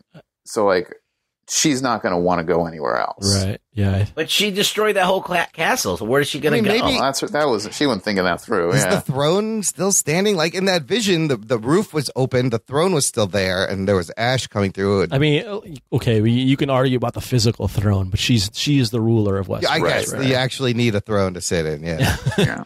Speaking of girls named Khaleesi, Khaleesi was given to 560 girls in the U.S. last year. Oh God! Many more if you include variations. Are we getting into the internet? Because I would love to just smack the internet. You in the know face. that's an actual Italian last name. Khaleesi, a very really? common one. Yes. So in total, more than Tony Khaleesi from Brooklyn. Hey, it's the Khaleesi family. He makes a great Subway. He makes a good Italian sandwich. Khaleesi's got the best calzones this side of fucking Broadway. That's More right. than He's got huge meatballs. He makes an awesome hoagie. Got huge balls. My balls was hot. More than 3,500 children have been named after Daenerys since the show began. So they're all upset. Anthony, what else they got the internet upset? There's a petition now. Oh, there's a petition to rewrite season 8. Yes, they'll get to that right after they redo The Last Jedi. I just have to repeat what my guy Chaz Hubbard, who was on the spinoff show, said. Is HBO, Benioff, Weiss, all these actors and actresses, they don't care. Stop complaining. They don't care about your goddamn petitions and this wild overreaction. Does nothing. Stop it. You can be mad about the episode and how it went, and you can be complaining about it, but stop these this ridiculous rewrite the entire season. Benioff and Weiss killed these fucking stop. I mean, this reeks of The Last Jedi, but in a lot of ways, it's a lot like The Last Jedi. It is. You build up a bad guy, you kill him in one thing, you introduce a whole new bad guy. Then the hero that was promised goes to the dark side. It's pulling right out of the Star Wars playbook right here. Well, the thing that I would say is I honestly think Benioff and Weiss are telling the story they wanted to tell. Yeah. And I really think that they had this planned for a while. Well, they said they knew Arya was going to especially with a lot of the allusions in prior seasons. Now, the road to get there, I agree, has been bumpy. Yeah. But this is how it was going to go. Yeah. I think it would have worked if, like Scott said, if they had a little bit more time to breathe. Yes. A little bit more time to let things, because you have to develop, a lot of these things that I feel like, I'm like, well, I don't know why they hate her. I don't know why the Starks hate her. I don't know why all of a sudden she has to be a crazy mad person. Yes, she makes these threats and says, I'm going to burn things in the past, but she's a girl against all of these guys. She's got to fucking speak with hyperbole. She's got to fucking convince them that she's strong to fear her. I mean, Cersei does the same thing. She's got to say crazy as things. a woman but leader. When it comes down, what are her actions? Her actions were always kind of balanced. Yeah, for the most part. I don't get why it had to be 6 episodes. Spread it for a couple reasons. Spread it out, let everything breathe. Yeah. And then also HBO, milk it, man. You could run this show through the summer and you have the summer, yeah. Yeah, because the numbers are only growing. I mean, they kind of got to be regretting just rushing it out. But I don't know. I think it was the show people that didn't want to keep going. I heard it was a showrunner. Here's the story. I believe what I read was they were offered 10 episodes for the last 2 seasons. Of course, like you said, that HBO would want, let's milk this. They refused because back in February 2018, Disney announced that Benioff and Weiss were getting a Star Wars trilogy. Last week we talked about that they announced Star Wars and Avatar dates. Star Wars and Avatar. I think they got confused and they just did Star Wars during Game of Thrones. They did. They think they started. So Star Wars, after Episode 9, the new Star Wars trilogy starts in 2022, alternates Christmases with Avatars 2 through 5 until 2027. And on a conference earnings call, Bob Iger confirmed the next Star Wars movie we make will be from the Game of Thrones showrunners. David I Benioff love and this Weiss. because they just got a Ryan Johnson's size shellacking from the internet. Yes. And they're going in to do Star Wars, which is what started the shellacking process in the first place, where fucking people getting pissed off at writers for quote unquote subverting expectations. So I'm and- wondering, based on how this thing ends, based on the fan reaction, will Disney? Because remember when Colin Trevorrow for a hot second was going to do a fucking Star Wars movie? that'd have been awful. Ryan Johnson is out. Well, now. or he's out on his ass. is he going to do something for Disney Plus? Is he doing a Star Wars Maybe, TV show? but That's fine. He can do a TV show. Right. Don't fuck with all this shit. I mean, the thing is, like, we've got 8 seasons, and I granted they had the books to base off of, but are you really going to throw this all out because of one season? No, that- come on. Like, This Game of Thrones is still fucking epic. It's still amazing. one of the best things I've ever seen. Even with this shit, what they did here is nowhere near the level of what The Last Jedi did. Right. What is it on the level of Lost or not even close? No, not even close. No. Okay. Lost is a complete fucking. Okay. That's like a it's fuck just- you for watching for 5 You don't even seasons. talk about Yeah. Lost. All right, fair. All The right? worst Game of we Thrones. forgot that we even watched it. That's how fucking hurt we were about how shitty it Listen, ended. Game of Thrones at its worst is still better than fucking anything. Well, let me just say this: Game of Thrones. I honestly believe that this is what they wanted to do the entire time. Absolutely. But I do feel like without the books, they were like, we don't have enough to pad this out, so we shortened this up a little bit. This is a epic story that they introduced so many different things, that possibilities, and that they ended it so abruptly. They never got to even explore all of these crazy possibilities that are out there. Yeah. So you feel a little shortchanged. And that's fine because, there is a reason to feel shortchanged. You're like, yeah, I wanted this to go on maybe another season. And you can't say that about a lot of shows. You want them to go, like, a lot of these shows are like way past their prime and they're going when they should have ended. Walking Dead being a big example. Yeah. So, That'll be going Game on of Thrones had forever. something very special going on with it. Yeah. Very unique in the fact that after 8 seasons, you still want more and there's still more to be told. So the fact that it ends so abruptly and all these things kind of are not explored or not explored to the way that you wanted them to be, it does feel like, okay, you're a little shortchanged and you have a reason to feel a little animosity, but nowhere near the fucking bad shit that other things have done. This is way high above and beyond a lot of things. I mean, just the quality of this episode. You can hate it all you want, what happened, but you got to be like, this is the fucking best shit I've ever seen on a TV show. And you see where the money is spent. You see. So Scott gave us his prediction. Anthony, what's your prediction? Will they stick the landing? We got probably the biggest series finale since the fucking Sopranos hanging out there right now. I mean, for me, other than episode 3, was it? Yeah. I've been enjoying the ride. Yeah. Episode 3 was a little disappointing for me. I'm with it, man. I'm with it. Like, I think I'm going to enjoy this last episode. Now, speaking for the general public, no, there's no way they're going to stick the landing. The general public. This is the first season. I think me and you, Imran, have been watching this live week to week and like getting reaction live. Yeah. I don't know how it's been for the last 7 seasons. The Red Wedding got like a bunch of reactions, Okay. but then we were like, okay, this is what we're dealing with here. Yeah.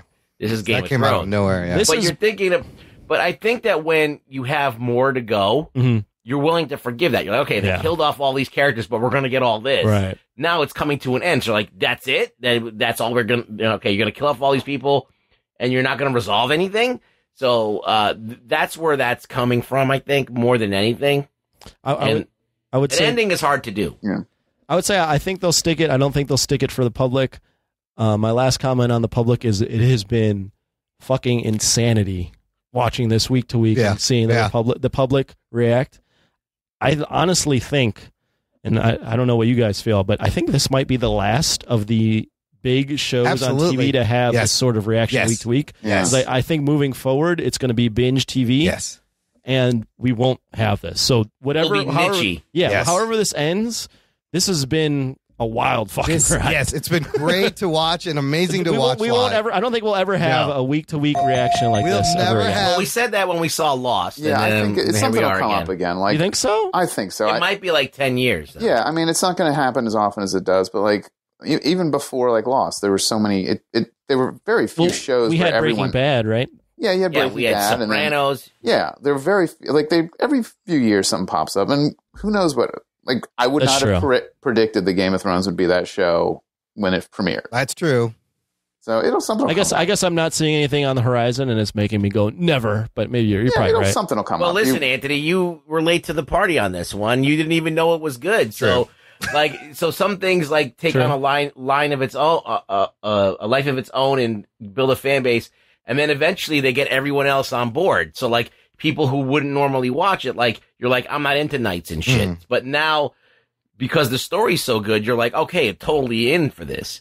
So it's one of those things. Like I'm more pointing at the way TV is consumed now, not necessarily show quality, but like the fact that I mean, TV's you talk about live watching experience. Yeah, more like appointment week to week. television. This is the no more. I'm big- saying more like week to week. Like everything's released now in full seasons. Well, I think I agree that's the majority of those shows are going to go that way, but the networks are still going to have money. HBO is still going to have money. Sure, yeah. True. They can still do those things, and that's going to be the disadvantage that the streaming services have. Like, it's hard to maintain interest in those shows unless they have hype guys after a week. Yeah, the hype guys. Which is why Netflix will put out one season of a fucking show and then it's done. Well, you see what's going on with like some of these new apps. They're piecemealing it now again. Yeah, you're right. You guys giving are you right. one show a week.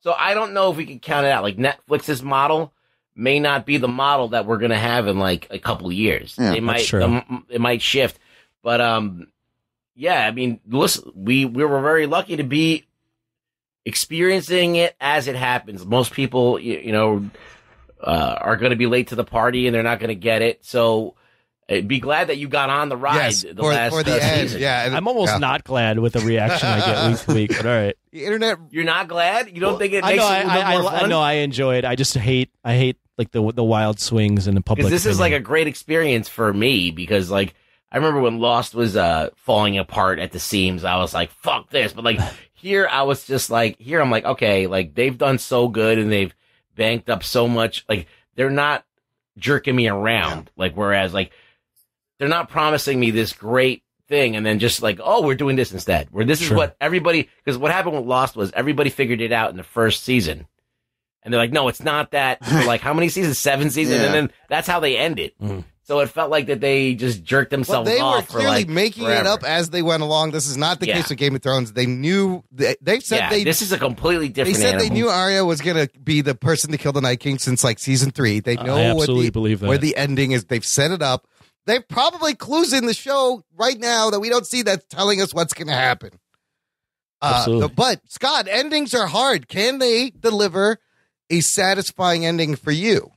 I have faith in these guys. It's such a weird. They're in such a weird position. Like it's not an 100% original creation of theirs. Right. They're living in George R.R. Martin's world and theoretically dealing with how he said the show's going to end. So like they've gone past his material. They've gone past his material. Like I said, I do not believe he has an outline. I think he just bullshitted with them for a little while. Yeah. But I feel like they're going to have a good ending. I do not feel like it's going to be, it's not going to be like Sopranos where it's just going to be like, that's it. Wait, I think there'll be a good, satisfying conclusion. But again, the other side of the coin is the Game of Thrones. The idea of this battle for thrones has gone on for centuries in this world, and it's never really does end. That's a good point. I think that could maybe be the ending where it's like there will still always be someone who's not happy with who's on the throne, and there will always be a move to take them out. The Game of Thrones thus is never politics. ends. Yes, or unless they adopt democracy, and then it's all fucking bullshit. Anyways, all right, good stuff. Man, I can talk about this for hours, but we got to help Scott move some books. Scott, you got a new book out called Team of Steves. First of all, congratulations. Thank you. I know you have 2 kids, but this is also like birthing a child, is it not? It was far more involved than I kind of It took you quite a long time, right? It took me, all total, the first book has taken me about 5 years. Holy shit. Wow. All right, so let's tell the listener the elevator pitch. What is it about? Team of Steves is about a kid named Steve in high school who meets his doppelgangers from other dimensions and gets them to try to make his life better. And it sort of works out, but then things don't quite work out the way he hopes, and he's got to it kind of ends up making his life a little worse. It's a YA sci-fi book. I think it's funny. It's got some okay sci-fi in it, and it's got some fun scenes, and I think it's a good kind of light but substantial book.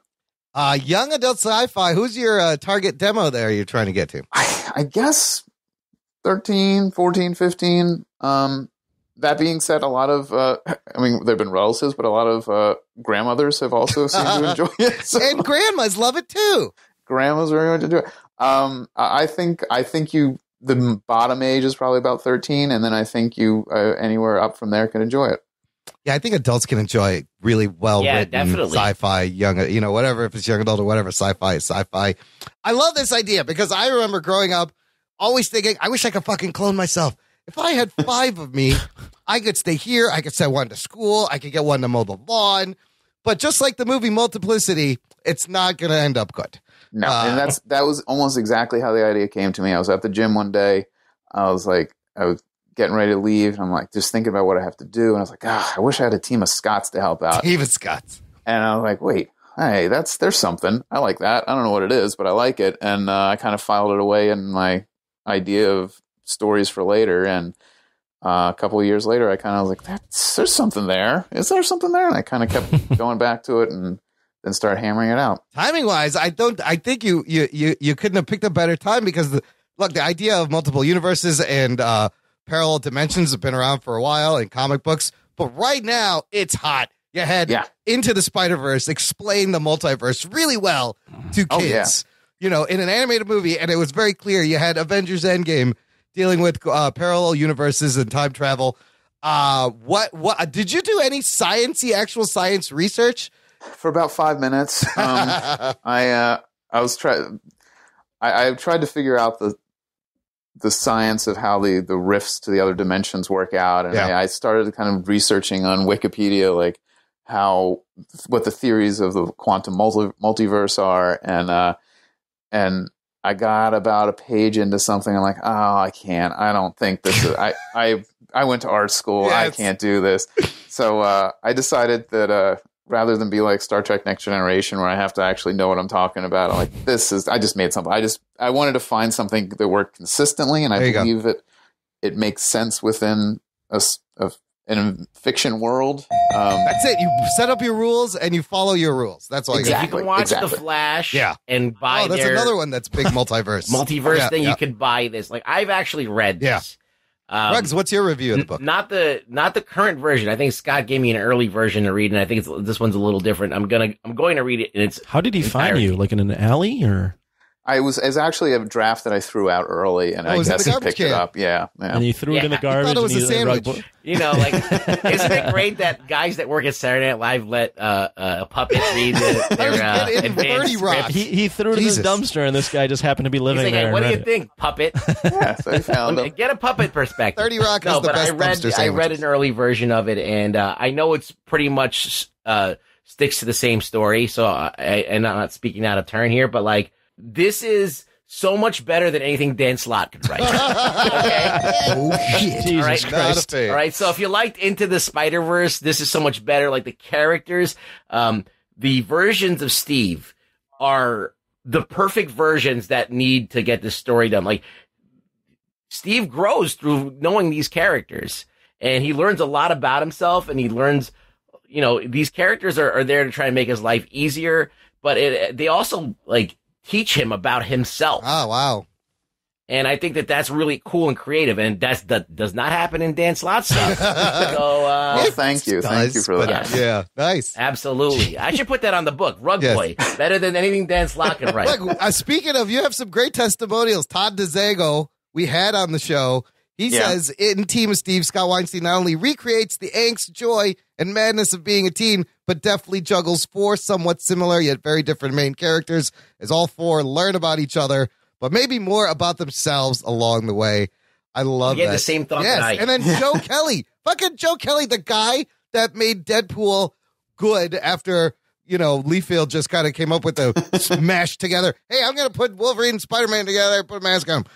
Joe Kelly comes in and makes the character how we know today. He said it's human nature to fantasize about lives we might have lived, especially when we're hormonal, awkward teenagers. Scott has put a clever and unique twist on a story of self-discovery with Team of Steve's, a refreshing blend of sci-fi, humor, heart, and Steve's. Which of these testimonials really blew you away when you got them? You have some great ones. I was happy with all of them. I was very I was very lucky. I also got one from Judd Winnick and one from Whitney Matheson, who's she wrote the Pop Candy blog years ago for USA. And then Tom Zoller, who's a graphic novelist also, who's done a lot of great books. I was all happy. I was really thrilled that all of them did that. It was super cool.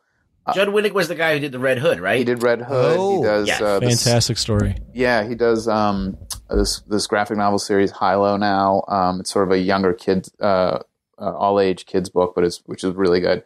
And my very favorite thing he did, which is The Adventures of Barry Ween. I don't know if you ever read those. Hilarious. So funny. But he was super cool. These they were randomly met some of those dudes. I kind of got to know Judd on Twitter. Todd I've known for years from the comic book world. He's a good friend of mine. He's super cool. Joe Kelly, I got to know years ago also because we had a writer at SNL named Joe Kelly who left the show to go write on How I Met Your Mother. Oh. And I think I was like following Comic Book Joe Kelly on Facebook, and he posted a message one day. He's like, I keep getting residual checks for How I Met Your Mother. Oh, and shit. I did not write on How I Met Your Mother. No. He's like, I want to send these off to the other Joe Kelly. And so I got in touch with him. Like, I have his contact info. And so we got to know He each was other. actually getting the other Joe's checks? Yeah, which speaks volumes about how bad the Writers Guild is. What the fuck? You don't think they could double check a goddamn address? Well, I know. And the thing is, like, Comic Book Joe Kelly lives on Long Island, and Joe Kelly, How I Met Your Mother writer, is out in L.A. Not even close. Wow. Like, I can't wait for someone named Rugboy get some residuals next. I get them. There's some puppet getting checks from our show. Yeah. Right. Shit. This book is 360 pages. Yes. You wrote 360 pages worth of words in order to make coherent fucking statements. I know. I was amazed by that myself. It was there were some days where I'm like, this is garbage. What are you doing? What was the process? What kept you going? I really wanted to put out something on my own. I've worked for years for other people, and I'd done comic book stuff like you mentioned, which is a lot of fun. After School Agent, great book. Our friend Chris Saccone was very nice enough to do some illustrate a couple of them, and they turned out great. But it takes time, and they never made a penny. And it's a big gamble with the comic book. Writing is a way to pin it all on yourself, exactly. like just a book, like prose. Yeah. So I said I want to keep doing something, but I can't. I can't ask somebody to donate that much time for nothing. And this is kind of a nice guy. Yeah, like a scumbag would have just kept them going, right? Right. Draw me 6 more books, monkey. But once I'm getting into it, like there are bad days with writing, but I learned a lot in the like how to write a little bit in the process of doing this, like sort of how to keep going every day, because it's hard. There'll be days where I sit down and nothing's coming out. But there's sort of the old adage: the best way to learn to write is to write. And I kind of learned that that's true in the sense of if I sit down and I start writing something, even if it's stream of consciousness, even if it's, I know this chapter sucks. You're exercising the muscle. Once you get that muscle started, every time, it never failed. Every time I'd write a chapter and I was like, I don't know where this is supposed to go. I'm not quite sure what I want to get out of this. But if I did that, if I went through those steps, every time I put the pen down after I finished that working on that chapter and walked away, I knew exactly what they needed to be the second I walked away. But I heard that you wrote this down with a pen. I did it with a pen. What? Yes. Longhand? The whole fucking book? I can't. Holy shit. What the fuck? There's computers and shit out there. I know. I can't. I started out writing the book on the computer, and the very second I couldn't think of something, I flipped over the internet, and I was getting nothing done. So I would just... I was like, I'm not going to make any progress on this. So I started writing in a notebook, and I got a lot written in the notebook. And then I'd be like, I'd get something done. I had like 3 notebooks of handwritten stuff that I had to type back in the computer. I'm like, fuck, that's why it took 5 years. I have to go back and find time to type. You didn't hire someone to transcribe this, or you did it yourself? Nobody could read my handwriting. Oh, okay. Oh, wow. One of the Holy producers of the shit. show once saw me writing like notes during read through. Yeah. And he's like, that looks like the notebook from Seven. What's in the box? This is a Well, notebook Kevin of a Spacey's not doing anything. You should give him a call. I know, he needs the work. He needs the work. That was David Fincher, I think, wrote all that shit himself. Yeah. Oh, really? Yeah, Oh, wow. he did a lot of that. Yeesh. Funny, one little note on writing with hands, by your hand. Recently, Writing just with writing. hands. No, because What are you saying? what I'm saying is I've been typing so long, and recently I had to like write something long form, and initially there was a moment where my hands did not know how to write letters anymore. Oh shit! Yeah. It wouldn't. I felt like, did I have a stroke? I could not make words because we type so much day to day in the business. Like what you did is a fucking lost art in itself. It's just writing in a notebook. I really enjoyed it. The more I got into it, it was freeing to like not to unplug and like just to be able to do that. And, I have some questions about it. Okay. Yes, go ahead. All right, so when you fuck up, white out. what do? You get a black marker? Just scratch it out. You, go- like you do redacted. It's you know what it was Looks like actually the Mueller report. Yes, it looked. No, there was I have to post these one day. There are pages where I'd be writing and I'm like, that paragraph's wrong, and I go scratch it out, and then I'd start the next paragraph and I'm like, wait, no, I meant to insert this part here. So there's a letter A in the middle with a circle, and then three pages later in the notebook, I wrote what that A insert is supposed to be. It's so you're just like you don't erase. You just stop and then start writing something else. Yeah, and then you like label it. So like this continues from that. Yeah. There's a lot of it's that's why nobody else could type this up. Is it out of order? Some parts are out of order, but most of it's Jesus Christ. It's if I waited, I did have trouble with that every now and then. If I went too long and I amassed too much material before typing it in, I would go back and like, what the fuck was I thinking? What is this happening? So was there any you didn't do like postcards with plot points to move around and kind of map it totally. out? I did that. When I started out, I started with an outline, and you hit the inciting incident, the first plot point, midpoint, second plot point, and the end point. And I started with those, and then I sort of filling in the steps that get to each of those major milestones. And once I got that to some kind of outline that I liked, I sat down and started writing. I kind of blocked everything out into roughly what the chapters are going to be. And then I just sit down and write each chapter, and kind of once I sit down and look at like I may have 3 lines for what one chapter would be, but then I kind of rough out what that is in my head, and I go write it out, and slowly it started to amass. And the very freeing thing I've discovered in writing, this is anyone out there looking to start writing, this is the best piece of advice I've learned. Allow the first, second, even third drafts of this, go in knowing they're going to suck. Yeah. They're not going to be what you want. Yeah. But once you accept that and you get it done, you will feel so good that you had something done. Yeah. Then you go back and you edit it, you rewrite it, you find what's working about it. And it takes, I think I did 11 drafts of this first book. Holy shit. Whoa. Jesus. That's great advice. You edit your own shit? I edited variations. I went back and edited my own versions for the first couple drafts. Mm-hmm. When I got it to a point where I really felt good. When I felt good, there were a couple early readers I have, some good friends of mine who I always show that to. And they'd read it. They get back to me and they'd say, "Yeah, this was good. This made sense. This didn't make Rug Boy, for example. This works. This doesn't work." And so I take. Did I give you notes? You did. Yeah, Rug Boy's giving him notes. Oh shit. Yeah, they were written on like toilet paper. It was kind of disgusting. It's written on toilet paper and bologna. Yeah, and that's not ink. That's mustard on bologna. Yeah. I hope it's mustard. I think it's mustard. But I take those notes and I go through and I kind of internalize them, and some I like and some I didn't, and do another draft. And I did a couple of drafts that way. And then as it sort of reached a point where I think it's done, I hired a freelance editor, this woman, Bethany Bryan, and she took it and she went through. First was to give me notes and also to proofread, because it was riddled with spelling errors and grammatical errors.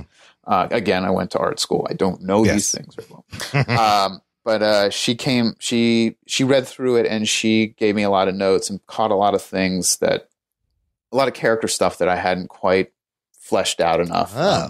There's one of the storylines is his mother had passed away like 5 years before the story starts, and his dad is now just 5 years later starting to date again, and he's dating this woman, and she's kind of not right for the dad. But one of Steve's problems is he is scared to tell his dad that he doesn't think this woman's right for him. Okay.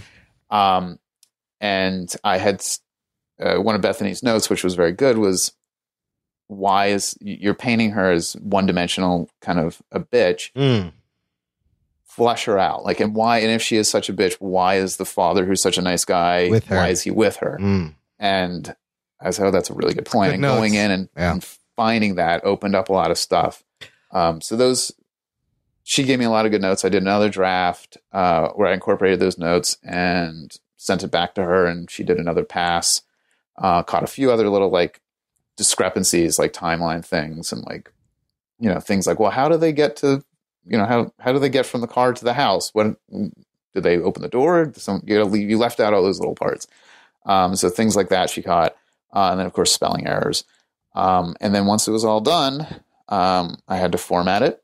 And then I needed a cover. So another friend of ours from Pratt, Steve Holding, did the covers, and he did a really cool job with the first one, and he's currently working on the second one right now, which is looking very cool. How many books in this series? It's going to be 3. Okay, nice trilogy. Yes. If it gets picked up by HBO, 7. Refuse to do 10.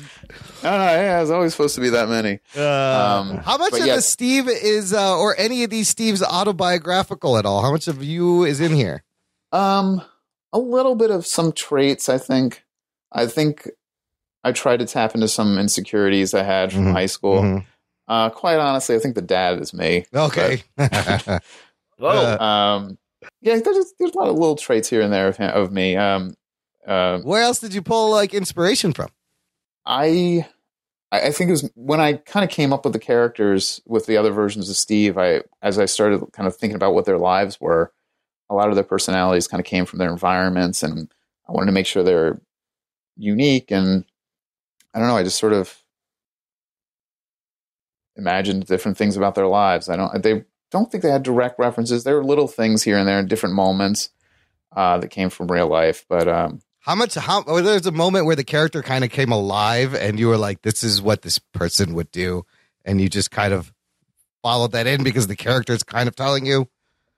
Yeah, there was some fun stuff. Like there was one scene, one of the scenes with this guy, with his character Buck, who is sort of comes from this kind of post-apocalyptic world where it's like ruled by this authoritarian government, and he's sort of loving being in this free world back on our Earth where everything's easy to get by. And he gets to go see this movie with Steve's dad and his brother, and there's sort of this violent scene. And as I was writing it, I wanted something to happen to him. Like it was a scene where he sort of realized, I don't belong in this world. I got to get back. And he was watching like this, it's just like a comic book action movie that he goes to see. And he sort of has this, I was looking for something, and I was like, well, he's like this kind of been in bad battles and stuff. So he has like this, basically a PTSD reaction to it. I did a little research in PTSD, and when I did that and it clicked, I was like, oh, his reaction in that moment just really came alive, and it felt like this is a real moment. Yeah. And it was, that's got to be an amazing feeling where you're like, oh shit, it's writing itself now a little bit. Yeah. Well, the idea when it happens feels like it's writing itself. And then I'm like, I got to actually write this. Hold on. There's another thing I think you can help a lot of people who write and create, suffer and deal with. 11 drafts. How do you know when it's done? That's what I learned from SNL. It's done. It's got to be done. Done is better than perfect, is what I always say. How different was the version that I read to the final? Is it like 70% the same, or is it 60% the same? All the major beats are the same. I think there's So a you lot. just tightened up some things. I tightened up some stuff. I lost some scenes. I added a lot of stuff, but a lot of detail that I didn't have. Because from what I don't want to start talking about it, and you're like, oh, there's nothing of that in this thing. But yeah. So if all the major beats are the same, and basically all the characters, I think you might have lost a character, right? Yeah, I lost. I had created. I think there were originally 5. No, yeah, there were 5 Steves. Oh, there total. were more Steves. There was. Well, the main Steves are Steven, who is from sort of this super high tech world.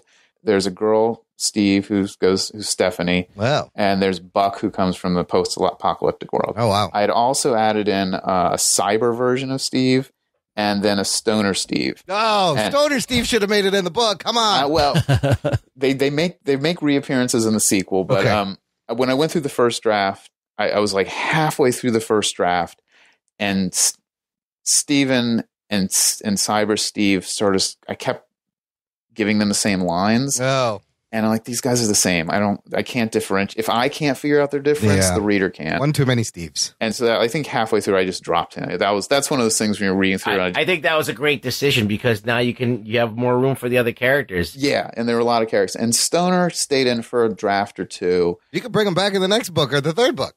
Yeah, he comes back in the third one, but he was mainly comic relief, and I had nothing for him to do in the book. Yeah. And so I was like, I can actually give like some of these silly lines to Steve himself. And Are there a little more stoner interesting. characters in young adult sci-fi books? You might have the first.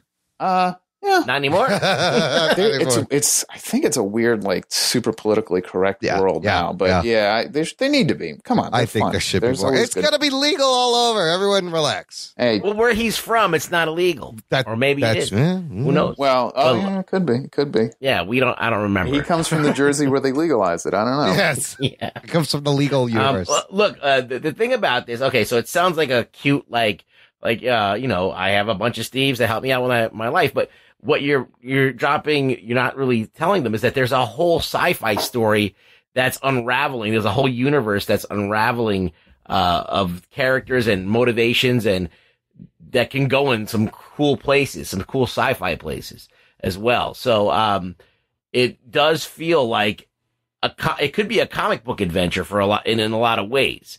There is a heroic quality to some of the stuff that happens.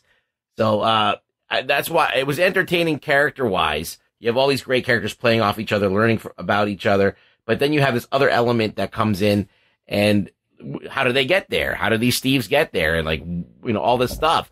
So I think that it's very interesting and compelling. And I think that anybody who reads, especially a young kid or somebody that's like 13 or whatever, is going to love this. Oh, thanks. So yeah, so I enjoyed it, and I'm an old fuck. So I would say to the listener, if you have cousins, kids that age, or even if you enjoy some solid sci-fi, sci-fi with heart, there will be a link in the show notes. It will be using our Amazon affiliate link, so everybody wins. You get the book, Scott gets a sale, we get a little commission. It's a win-win-win. Anthony, do you have any questions about writing? Does it sound like something you would dig? I asked him about the editing thing. Oh, you did. All right, you're done. That's all he's got. All right, real quick. I got to plug real quick though. For a little bit longer, if you have Prime, you can read the ebook for free. Oh. All right. I think that goes for another couple of weeks or another couple months. Unlike the Kindle version. The Kindle version is free. And then of course the paperback. That's just order that one. That's How much is the paperback? $10.99. Oh, that's nothing. Yeah, that's nothing. I mean, it's a big, that's a thick ass book too. 360 I'm pages. looking at it right now. I have a copy. Oh, you got a physical copy. That's fantastic. Yes, I did. I support Scott and everything that he does because, listen, he's a good guy.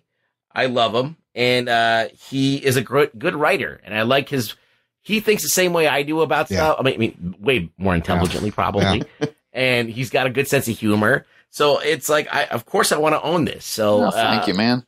No problem. I hope everyone who loves Rug Boy orders this. Listen, if you want the show, support our friends, support writers. And and same thing with Scott. That's why we connected in colleges. Like we all kind of like the same stuff. We all kind of had the same tendencies and like the same aesthetic. So it sounds great. I can't wait. I hope they option this into a fucking movie and it becomes a huge franchise. I have not saved any money for my kids' college, so yeah, There we go. this is the plan. Team Steve's This is help it. Scott. He needs to send his kids He's to got college. 2 kids. They Do got to this. get to college.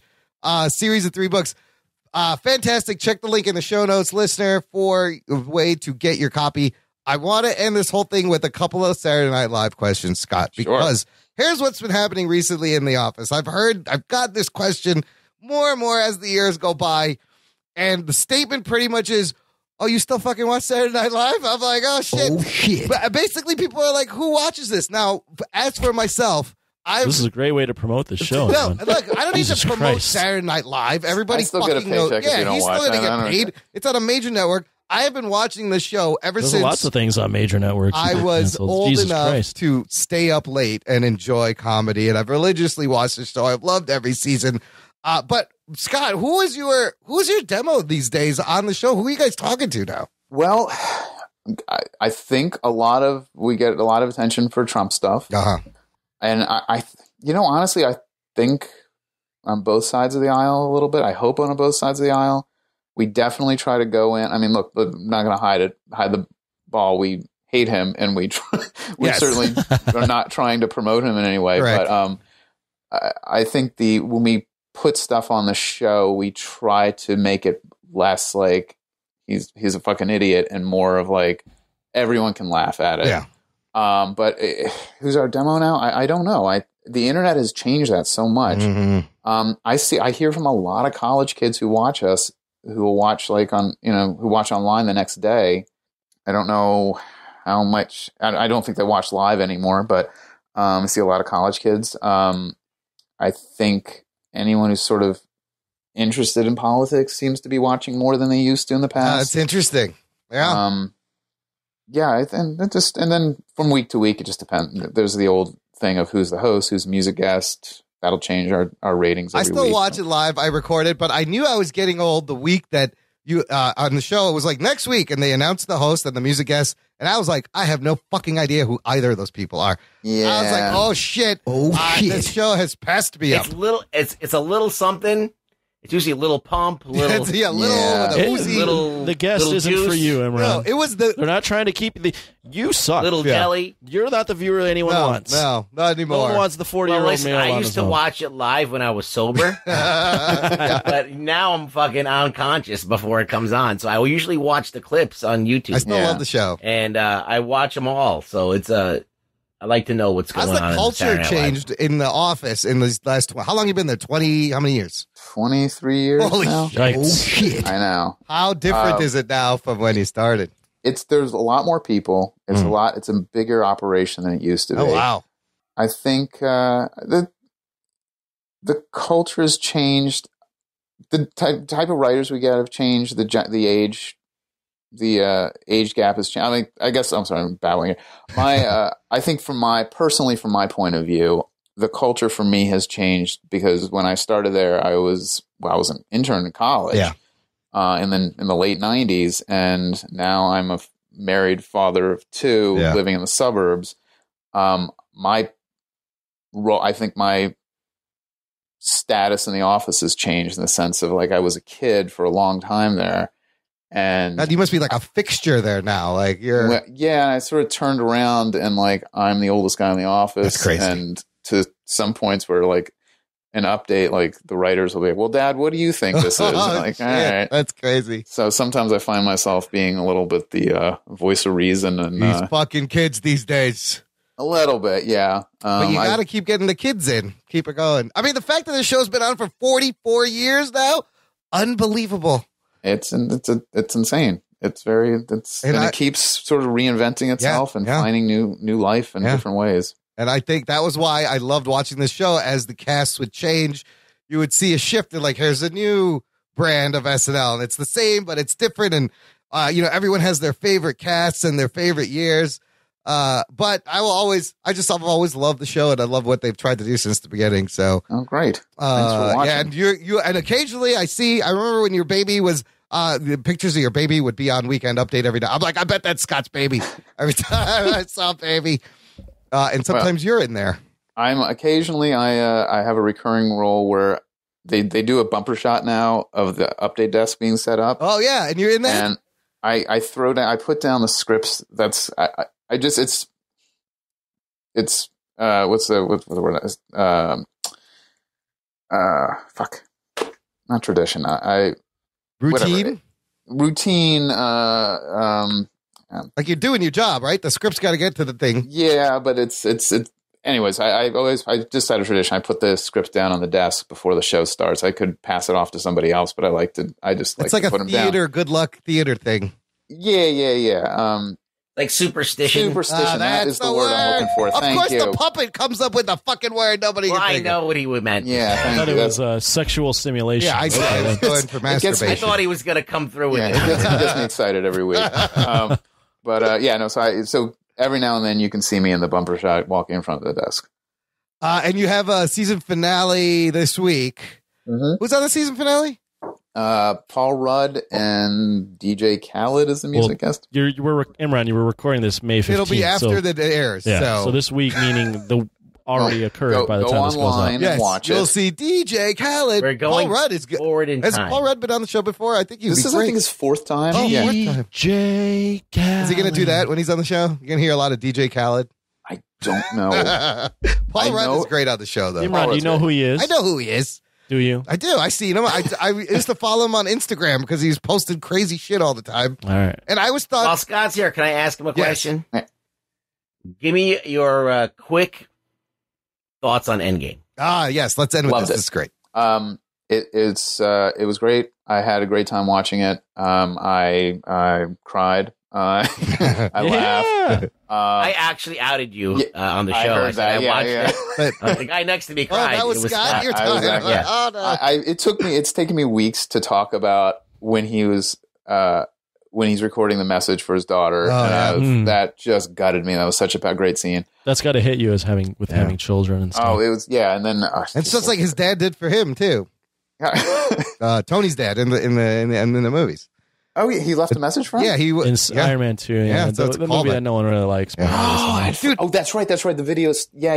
Everything is a callback in this movie. Every line, every moment is a callback to another movie in the MCU. It's unbelievable. I saw it a second time with my wife because like 2 days before we were going to go see it, the first time, she's like, I think I want to see this. I don't want to miss out. Yeah. I'm like, there are a lot of movies to see, but we watched Infinity War before good, and then got tickets. And but yeah, the second time, there was so much I caught, just references and lines that I had missed, and I loved it. Yeah, you got to see it twice. It's a great movie.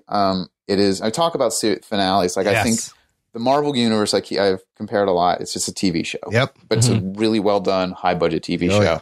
And this was a series finale, and they just nailed it. Nailed it. Satisfying. Great. Yeah, all the beats are there. Glad he likes it. Yeah, you guys I think you guys had said it does a little fan service, and But it's good fan service. Exactly. Nothing It's wrong what you with fan- wanted. Yes. But that's what a finale should be. It should be like... Yes.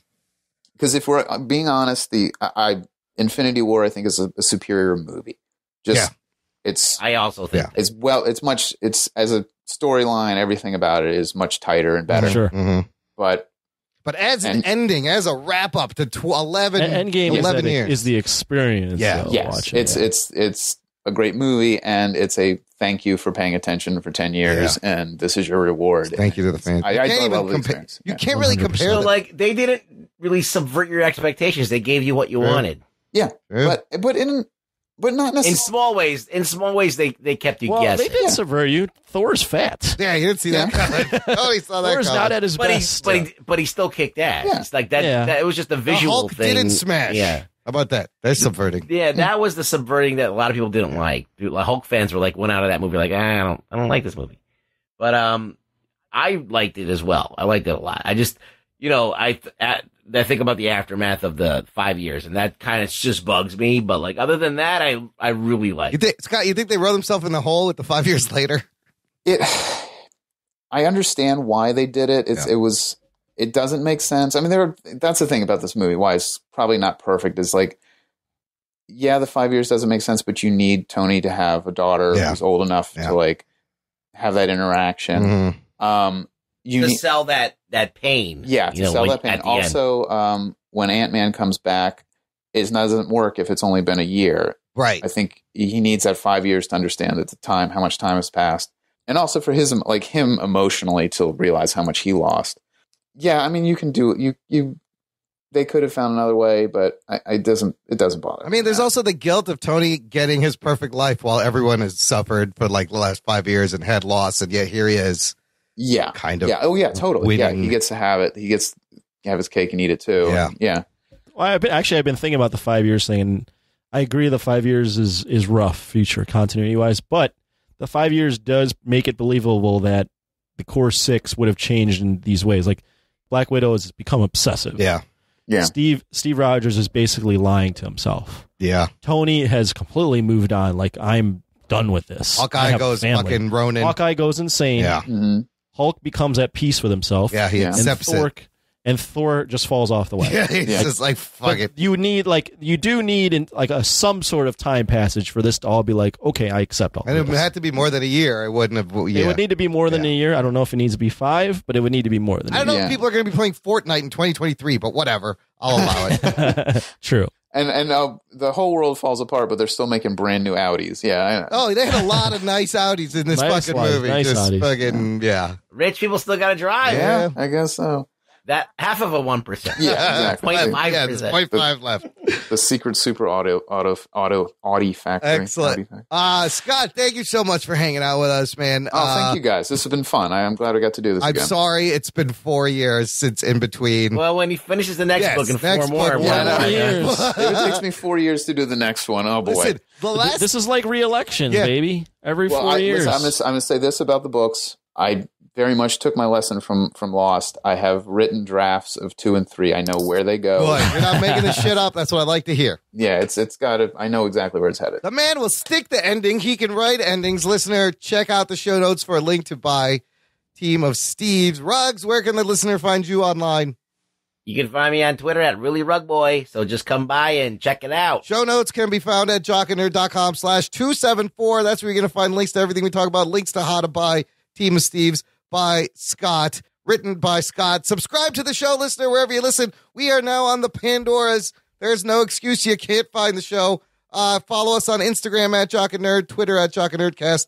And of course, finally, tell your friends if you like the show, share it, post it, grab people's phones, subscribe them. Everyone has podcast apps.